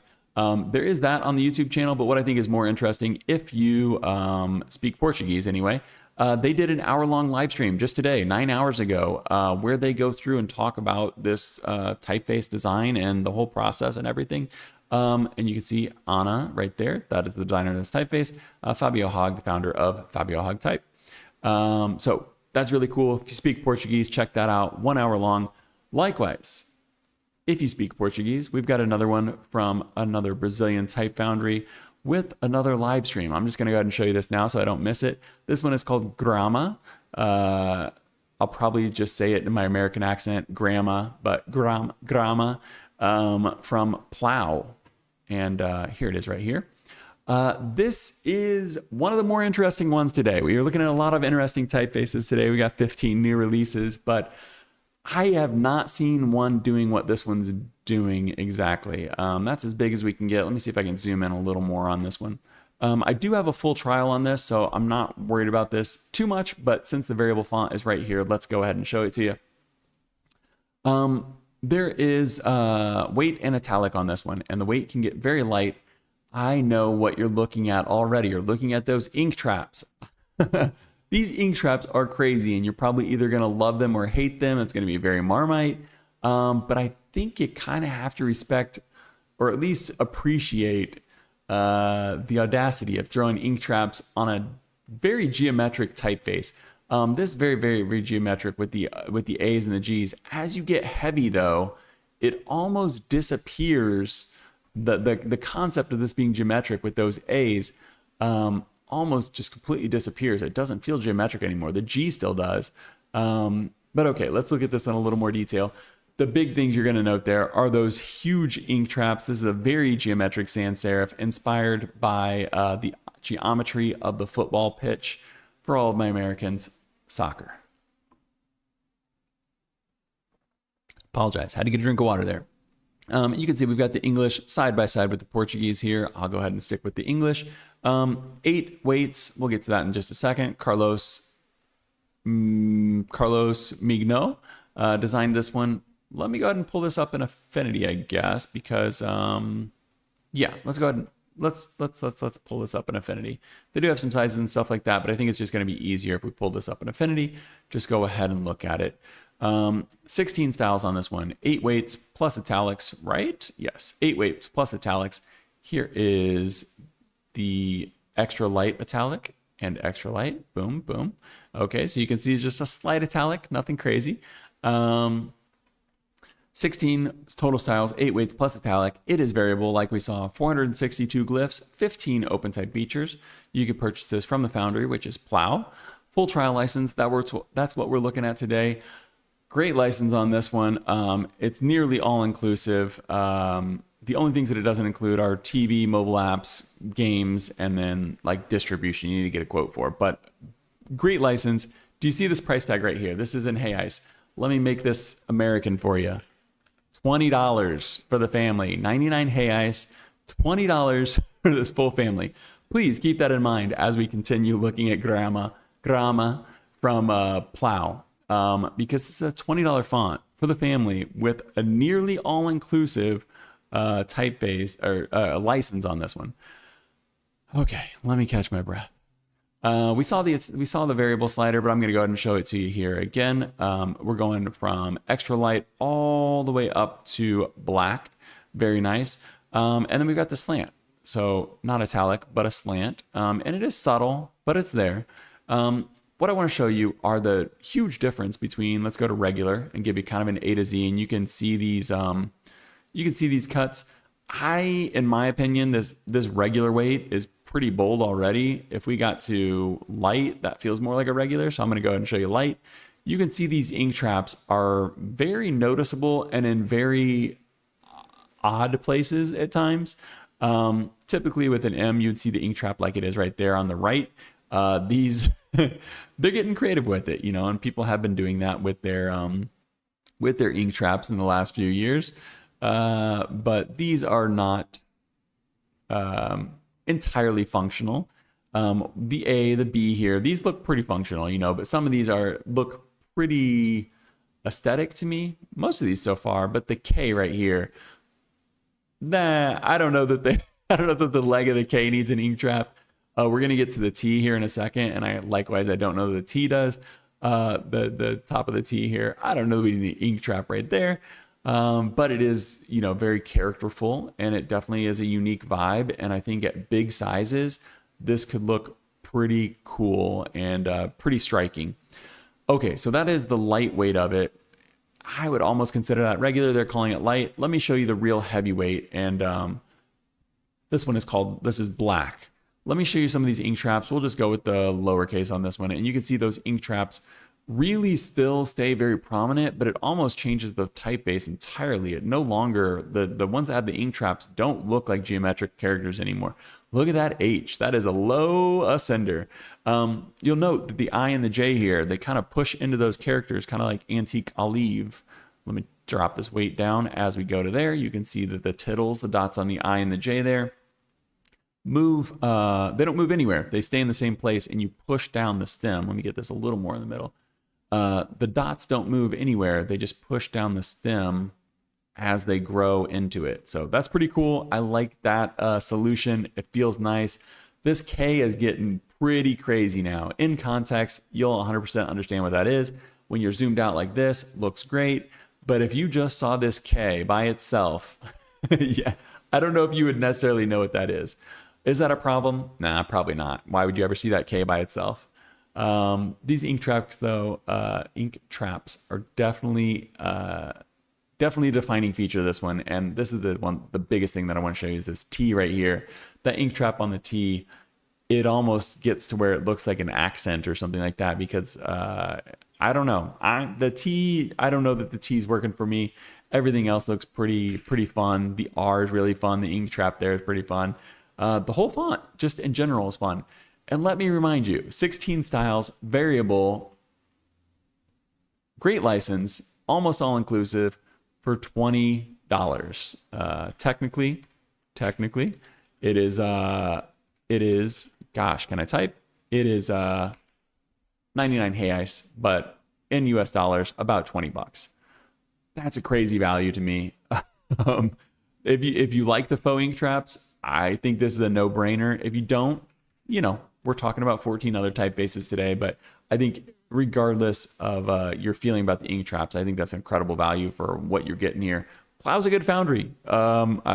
It's not a new foundry. We've talked about Plau several times on here. And I think that they did a good job with this one. It's really fun, and you have to judge a typeface in context. And when you're talking about the price tag on this one, you give it some leeway. And even if I didn't, this would still be a fun typeface at a higher price. But at $20 for the family with a nearly all-inclusive license, man, that's just a crazy value. Gonna get a drink of water. We've got 5 more new releases, then we got some articles to send you off with, but I'm having fun. Hopefully you guys are having fun hanging out. We'll get out of here pretty soon. This is Lakovar. I'm not sure. This is from Narrowtype. It is Lakovar. That's what I'm going to go with. I apologize if it's wrong. And as you can see, it's a sans serif, pretty wide. And it's got some unique things going on, as many of these typefaces we have today do. Let me show you the description real quick. I think it's at the bottom, and then we'll get back into this. Here it is. I wish they showed us this inspiration, but it does say, Lakovar Sans began, let's see if I can get this. Lakovar Sans began with a single word, inspired by the lettering of a historic Lakovar sign on a building in, oh goodness, somewhere in the Czech Republic. It transforms the characters of the original letterforms into contemporary humanist sans serif rather than reviving the original shapes. The typeface reinterprets them through a modern lens. We see this type of thing over and over. The one thing I do appreciate, they gave us some context, came from some historic lettering. I really wish we could see that historic lettering so I could kind of see how it looks. I am moving my mouse across this top banner right now, and as you can see, the typeface is moving through the magic of probably CSS, I don't know, maybe JavaScript. It is variable, as you can see. Looks like we've got 6 weights here. No, 7 weights, I apologize. 7 weights, light all the way up to black. And we could test this out, but we're just going to go ahead and look at the specimens. There is a trial, but it's limited, so I'm not going to be able to show you everything. But it looks pretty nice in these specimens right here. As I go through this, I'll go ahead and read you some details. This one is being distributed through Narrowtype, but it is designed by Pills Type. I'm not sure if it's Peels or Pills, P-I-L-S Type, 7 weights. It is variable. Not sure on the glyph count on this one or the features, but you can purchase it from the Foundry. See if we can get through some of these. There we go. Purchased from the Foundry. It is $245 for the family on desktop. So that's going to get you all 7 weights. No italic on this one. It's almost a standard license. We're seeing some of the alternates right here. Almost a standard license. They do break out the logo, as we've seen a couple of times today. We're seeing some alternates right here. You can see the alternates. Looks like they've got at least 5 stylistic sets on here, because they've got stylistic set SS05 on here at least. So they've got some ligatures going off. They're cutting off some of the characters on here. Let's see what we can see in Affinity, and we'll see if we can test out some of these features.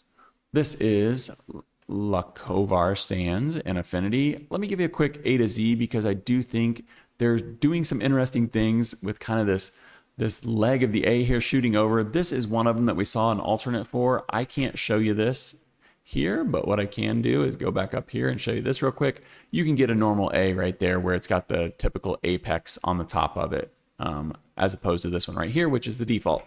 I'm going to show you the default because I do think they're doing some interesting things, but just note that I can't show you everything. I don't think there's an alternate for this K, and I do think that's going to be a deal breaker for some people. The K and the R, those legs might just not be for some people. I am one of those people. I think there's a use case for almost any well-designed typeface. This is a well-designed typeface. I think there's probably a use case for that. But just as a general aesthetic, it's not really my vibe. You can see real ink traps on these, real functional ink traps built into these. So it should work well at small sizes. It does seem to have pretty well-sized apertures. You do have the double V for the W there, but there might be an alternate for that one as well. I wanted to show you, yeah, look how wide these are. The A, B, C, D, E, very, very wide typeface, which matches those long legs on the K and the R. So, you know, they have a purpose. They fit. Ooh, that S is nice. Love a nice wide S. Oh gosh, that sounds bad. Moving on. They also have very nice figures on here. Yeah, interesting 8. There's no fixing the optical illusion there. I don't know that they necessarily need it with this one, because since it's so low contrast, there's not really a good reason to do that. Let's go ahead and look at the weight. Ooh, that's nice. Man, that looks great at the heavy weights, doesn't it? If I would get rid of this apex, I would get the standard apex on that one. But man, this looks awesome at the heavyweight. What is this? Goes all the way up to black. So you do have variable. It's 7 weights on this one, but since it's variable, you can hit anything in between there. You're going down to 300 all the way up to 900 for your weights. That looks really, really nice. Do I have anything else in my notes here? No, just kind of wanted to show you the variable slider there. Humanist Sans. You know, I wish I could show you all open type features, but looks great. Looks great what we can see so far, and the specimens look really nice. I appreciate that they're showing us some of these alternates here. Wish that I could test out all of them, but it looks very nice, and I'm appreciative that there's a trial at all. And I do think in context, these long legs on the R's there, they do match, and the K as well. I would still like to see an alternate on the K, but then I think you're going to lose some of the character of the typeface. So don't listen to me. Keep the character. Keep the character. Everything isn't for everybody. Not everything is for everybody. Let's say it that way. And this is Lakovar Sans from Narrowtype. We've got 4 more new releases here. The next one's from Latinotype, which unfortunately does not have a trial, never does, probably never will. Latinotype, this is Beth, and there are 2 different typefaces here, but I think it could be an open type feature. Let me explain. There is Beth and there is Beth Alt. So let me go ahead and show you these real quick, bump up the size. You can see Beth right here. This is Beth, and then we got a Beth Alt, and you're just getting some alternate characters on here. You can see you're getting that different A. So you've got the standard A up here. If we look over to this one, you've got Beth Alt, you've got that different A there. Could this be an open type feature? I think so, but they're breaking it out as two different ones, which I do like the simplicity of, but don't necessarily like the pricing of if these are priced differently, because you could just have an open type feature, but maybe there's more to it than that. Let me go ahead and give you some details on this one as we let these specimens slide through. Since we don't have anything in Affinity, just going to let you see these. Actually, Behance has a better version of this. Like I say, very often lately, I would much rather scroll through a website than go through these carousel slides. So this is much nicer. This is Beth from Latinotype, designed by Alexis Navarro. 14 total styles. There are 7 weights for the regular, 7 weights for the alt. It is static, 602 glyphs. Not sure on the features, but you can purchase this from the Foundry or from Monotype, because Latinotype is like a special partner with Monotype. You can see some of the alternates right here. Let me see if we can zoom in on this. You can see some of the alternates for the A's, the G's. I'm not sure. This says Beth regular, so maybe you can get that alternate A on that one. Maybe there is actually more to the alt version of Beth. That's a pretty cool specimen. Latinotype does great specimens. As much as I am dismayed by the fact that I don't get to test any of these out because they don't do trials, I do love to look at the specimens. They're great, great, great specimens. This one here says alt. Maybe I'm missing something. I can see the alternate E right there. It's got kind of that rounded, the E that kind of looks like a euro symbol. And you can see the dot inside of the O, which could be confusing for a 0, but that's okay. For a display typeface. Okay, let me continue. No trials, but this is $129 for the family on desktop. The family is going to get you, let me double check this one, by Beth. I think you get everything for this one. Yourself, Beth collection. Yes. Okay. So this pricing is for everything. $129 for the Beth collection, which would be great by itself. $129 for this, 14 styles. You're getting 7 of each one of them. I think that this is a great looking typeface.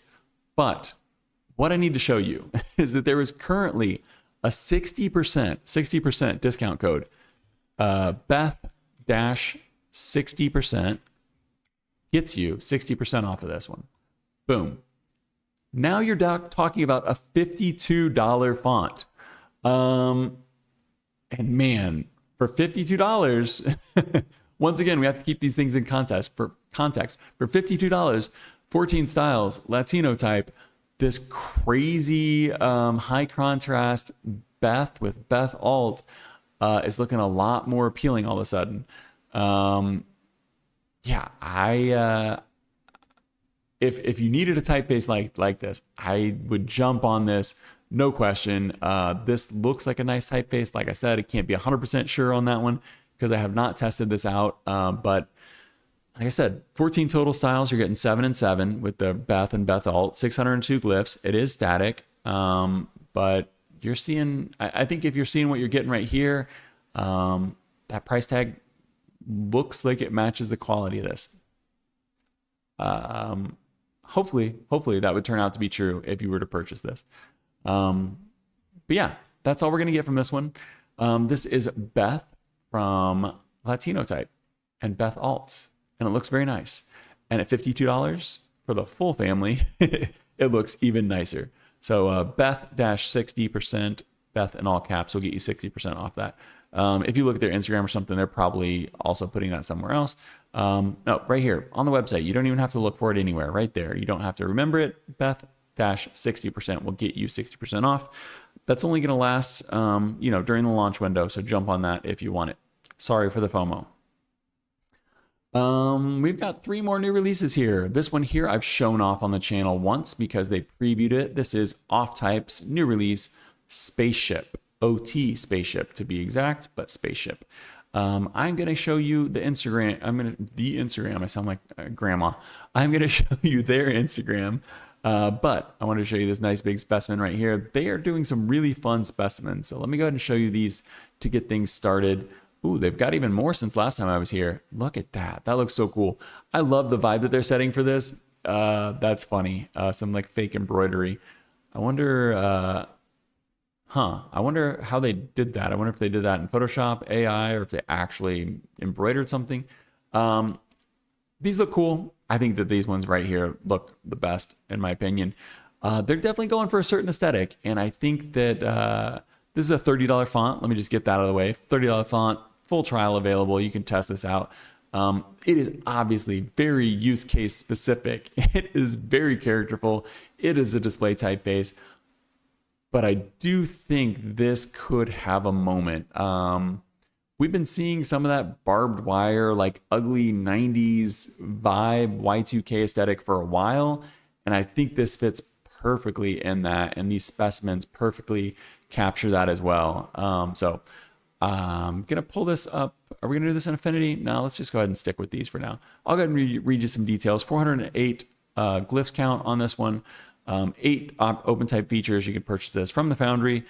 It does have a full trial on it. So let me go ahead and show you that real quick. It does have a full trial on it. Didn't mention the designer here, Lucy Giriot. Hopefully that's kind of right. Lucy, I apologize if not.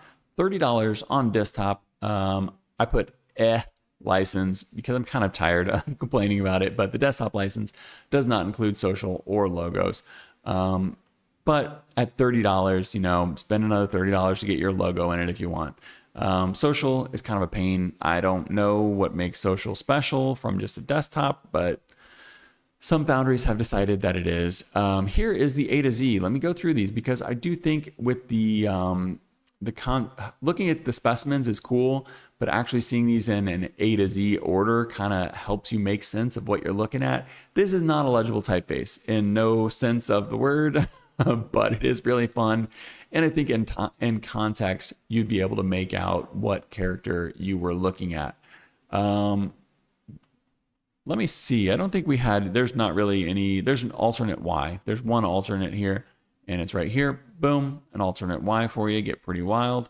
The numbers are a little bit more legible than a lot of the other stuff, but you're probably, you know, you're seeing what you're going to get. It's a back slanted typeface, very, very sharp points on it, almost like a barbed wire aesthetic to it. It's cool. I could definitely see this being on some album covers or something like that. Side note, Affinity actually has like surprisingly good 3D text in it. This is, you know, this is live text right here.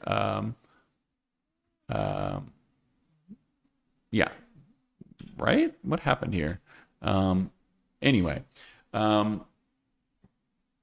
Yeah. I could see this being on some album covers and stuff like that. This was Spaceship from Off-Type Foundry, and I think that it's really freaking cool. $30 on desktop. Does not include social media or a logo, but at $30, if you want to use this for your logo, I think you could probably shell out another $30, unfortunately. What did I... Oh, okay, never mind. Sorry, it's getting late. I'm getting lost. We've got 2 more new releases here. This next one is from Ornamental and Type. This is Chardon. I'm not sure it's Chardon or Chardon. Let's say Chardon because it sounds less like sharding. Chardon. I'm going to go ahead and give you the description first because I think a little bit of context is worthwhile. It's all the way down here at the bottom. Originally designed in 2012 for a publishing house. Chardon draws freely from Elsevier. Let me go ahead and give you a fonts in use look at this real quick. Fonts in use. Boom. Here we go. Draws freely from Elsevier. Well, that's not very good. Here it is on the left. Let's just ignore that. So they give a very nice description here. Given how many typefaces we're looking at today, I'm not going to read everything, but the link is in the description and it's not sponsored. So go ahead and click that. You can see the typeface right here. You can see where they're drawing from. And there are some very characterful characters in this that when I looked at the typeface at first glance, I was like, man, look at the lowercase r here in, I don't know what this word is, P-A-R. That lowercase r is very cursive. The lowercase s is very cursive. And yes, this is slanted, this is italic, but it doesn't necessarily match most of the other letters. These are the one thing that they swapped out. They swapped these out, but they left them in as alternates, which I think is the appropriate thing to do. You can see the italic right here. Those italic letters, you know, how would you say this? They stand out even within this italic body copy, but they don't look crazy. What you can do though is put these into the, let me just do it right here. You can put these into the Roman. My brain is starting to stop work right now. It's starting to stop working. You can put the R and the S from that specimen into the Roman. That's what I think is kind of crazy. So that's where they're drawing inspiration from. Let's go back to the top, to a slow scroll through this, because I think this is a beautifully designed web page. Go ahead and get this at 0. And I'll give you some stats. I do not have a full trial, but I do have the limited trial. This one just has 2 styles on it, and they are static, obviously. We're going to go back into Affinity here in a second, but I'm just going to go ahead and keep slow scrolling through this because I think these are very well designed. Great uses of color, great uses of layouts and spacing and everything. You can see this in the body copy right there. A little bit of body copy anyway. I don't know. I mean, it needs a little bit more leading than what they've got on there to make this work. And you also need like something between those paragraphs.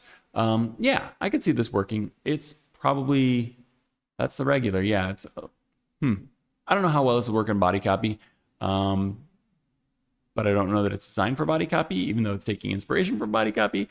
2 styles, it's static, not showing the glyph count or the features, but you can purchase this from the Foundry. There is a trial, it's limited.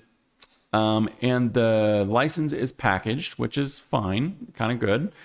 Desktop, web, and social, but 340 euros on this one, which I think for 2 styles might be a little bit pricey. It does, by all appearances, seem to be a very well designed, very elegant typeface. You can look at these right here; they look freaking great. But I don't know. Compared to a lot of typefaces that we've seen today, and just in general, 340 euros for the 2 typefaces. You are getting these on desktop and web. If we broke that in half, you'd be looking at 2 fonts for, what would that be? 170? I don't know. It is what it is. You know, I've never seen a typeface like this somewhere else. So if you look at this A right here, I've never seen an A like this. So maybe it's just one of those things where like it costs what it costs because you can't get it anywhere else. And that's capitalism, baby. I've seen G's like this with the little spur coming out of the bottom before, but I've never seen one going through the backside of the A. Again, Curtis. Yeah, it's a really beautiful typeface though. I would love to see this expanded into more styles or more weights. Let's get back to I think the lowercase even looks better. The lowercase has quite a bit of character. You can see it in that B right there. Let's get a space in here so you can kind of see the difference between these.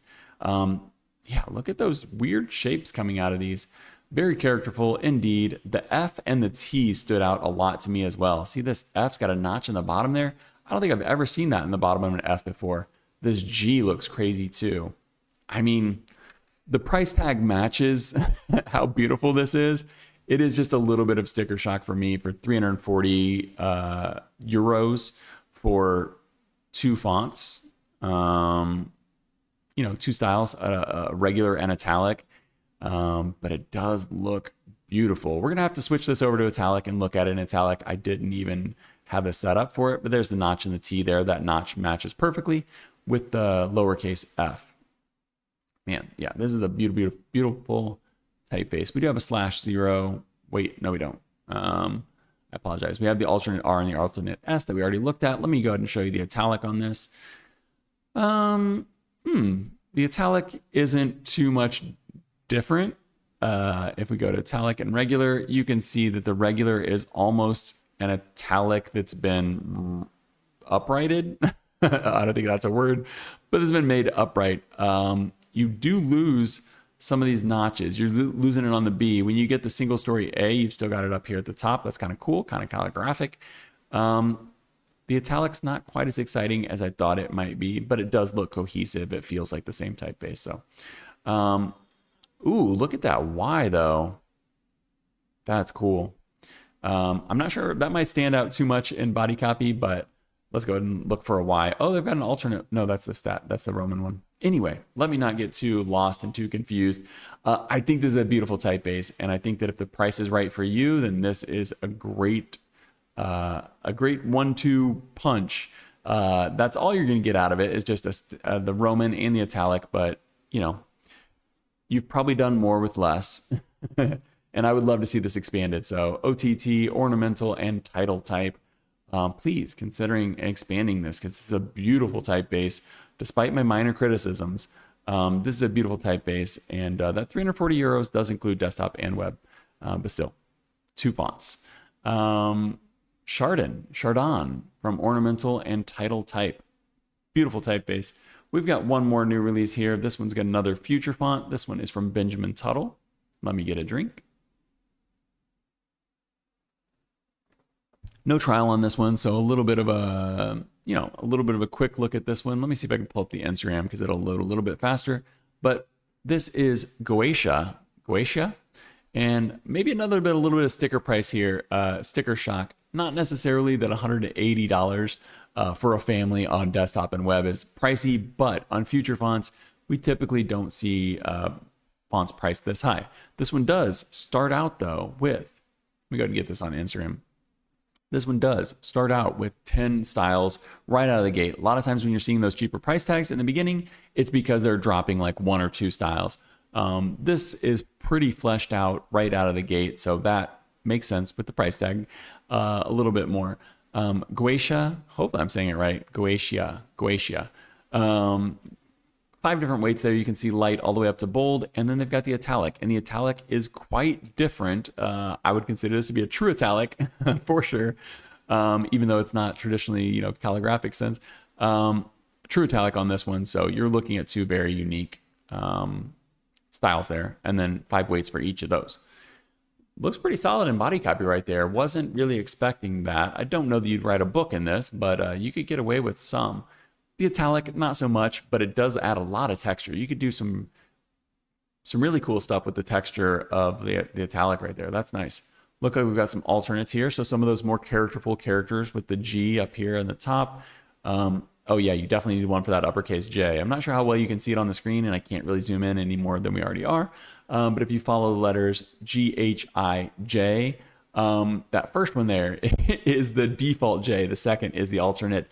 Very much appreciate the alternate. I would never, ever in a million years guess that was a J, a capital J.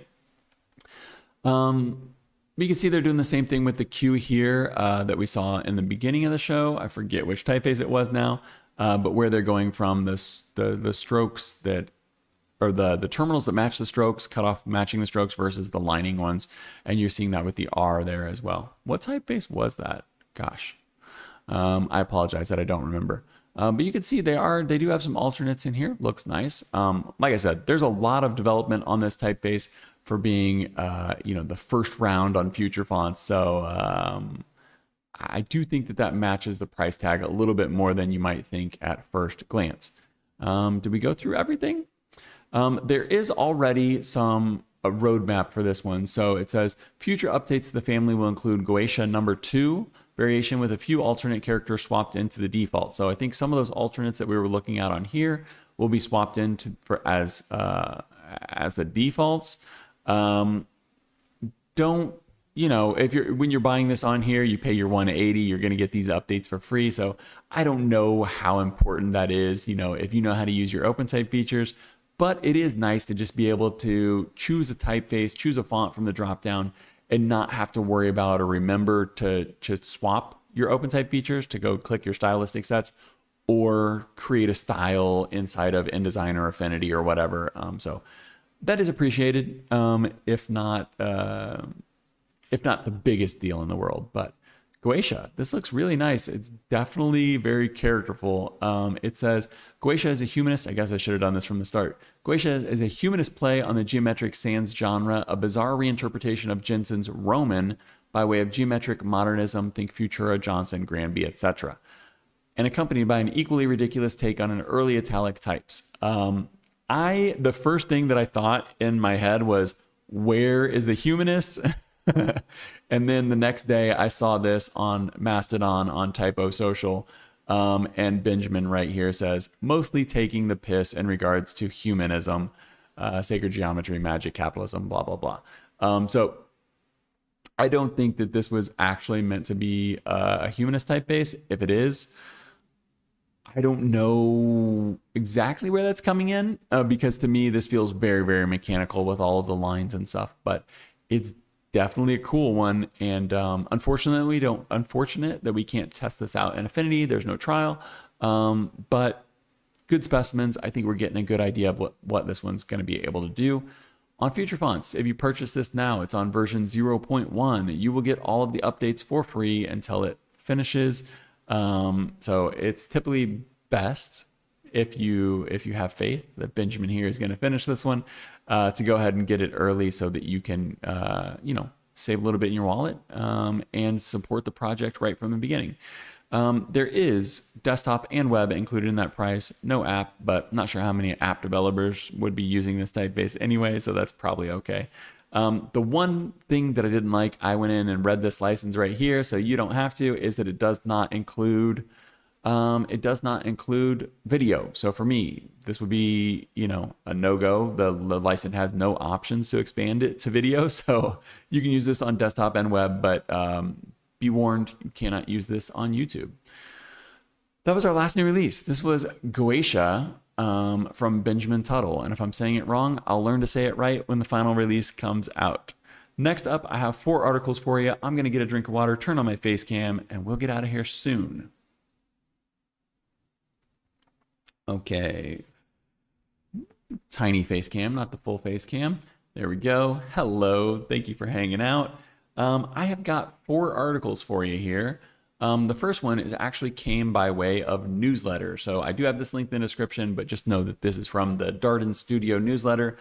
And I thought this was just a fun one. It's short, it's silly, but I think that it has something relatable in it, in that sometimes we have these ideas and they just don't pan out. This one is called Letters or Things We Didn't Make. The letterform objects that almost existed, part 1. There it is right there. The letterform objects that almost existed, part 1. This implies there will be a part 2. They're saying, they go around, they think, oh, this could be a letter. You've probably had these designs, even if you're not a type designer. I'm not currently a type designer, aspirationally.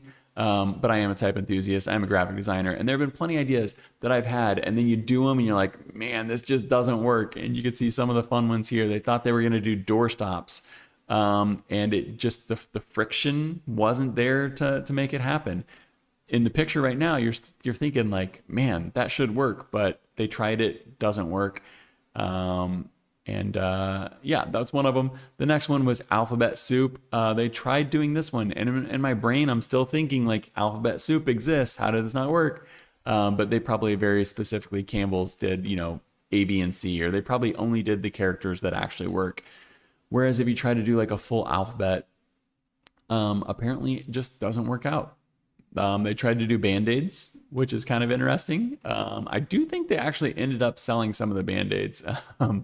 And then they've got some of the objects that did make it with sponges and thank you bags and stuff like that. But quick read, go check that out if you want to. It's linked in the description.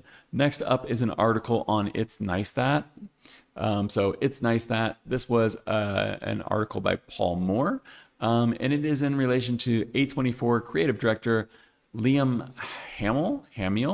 And these posters that he makes for a venue, I think in New York, a venue called Baby's All Right. I apologize. I'm sure some of you know what this is. I don't. But you probably will recognize these memes, these cultural things.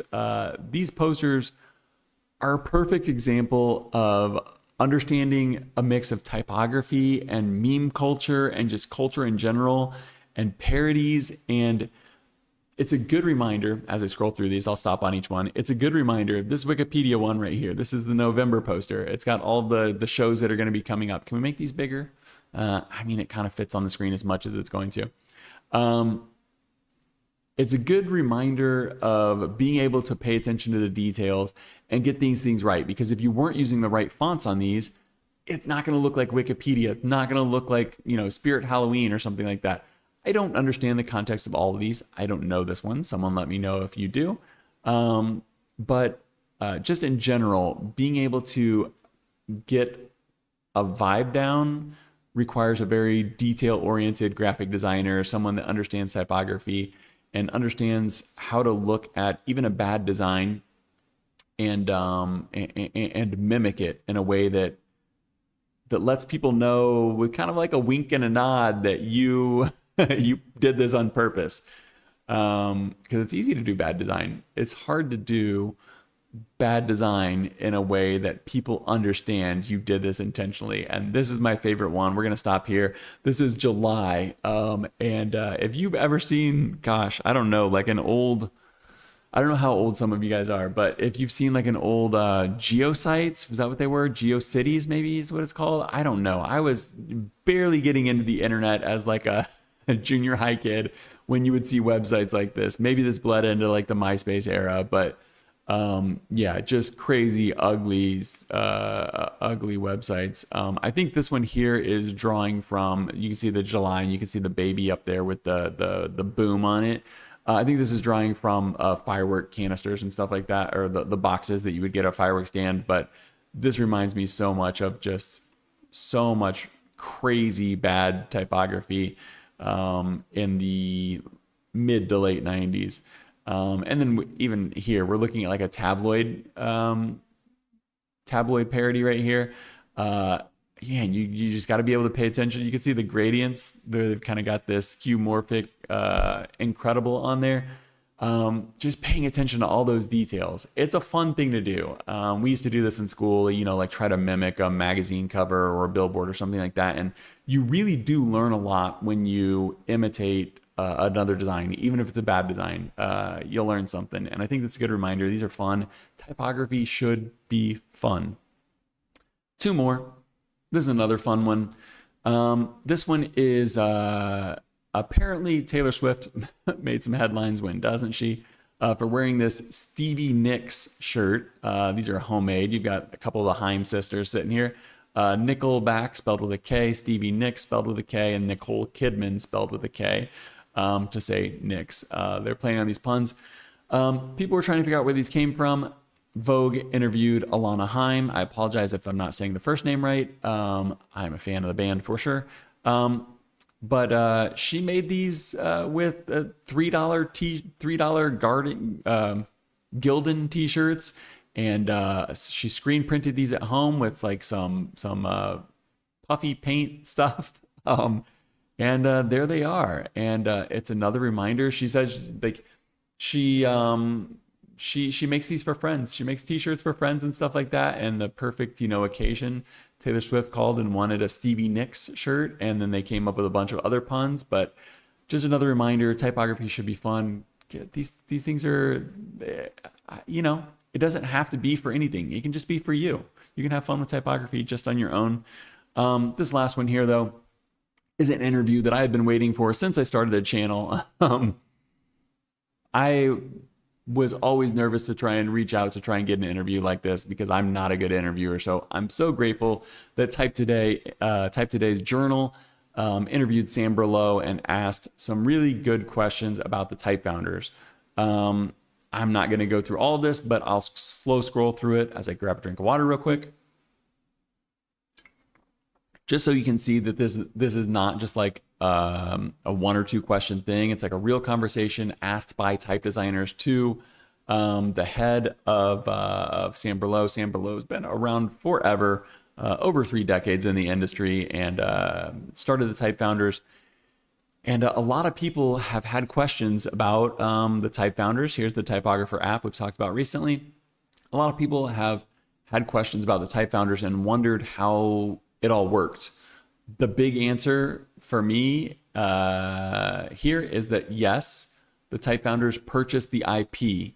The designers, the type designers, the foundries can continue producing new typefaces. They don't have to. They can just sell the IP, sail off into the sunset, or they can sell the IP and then continue making new typefaces, which will be owned by the Type Founders. They can also choose to earn royalties or not earn royalties, and that changes the price of acquisition.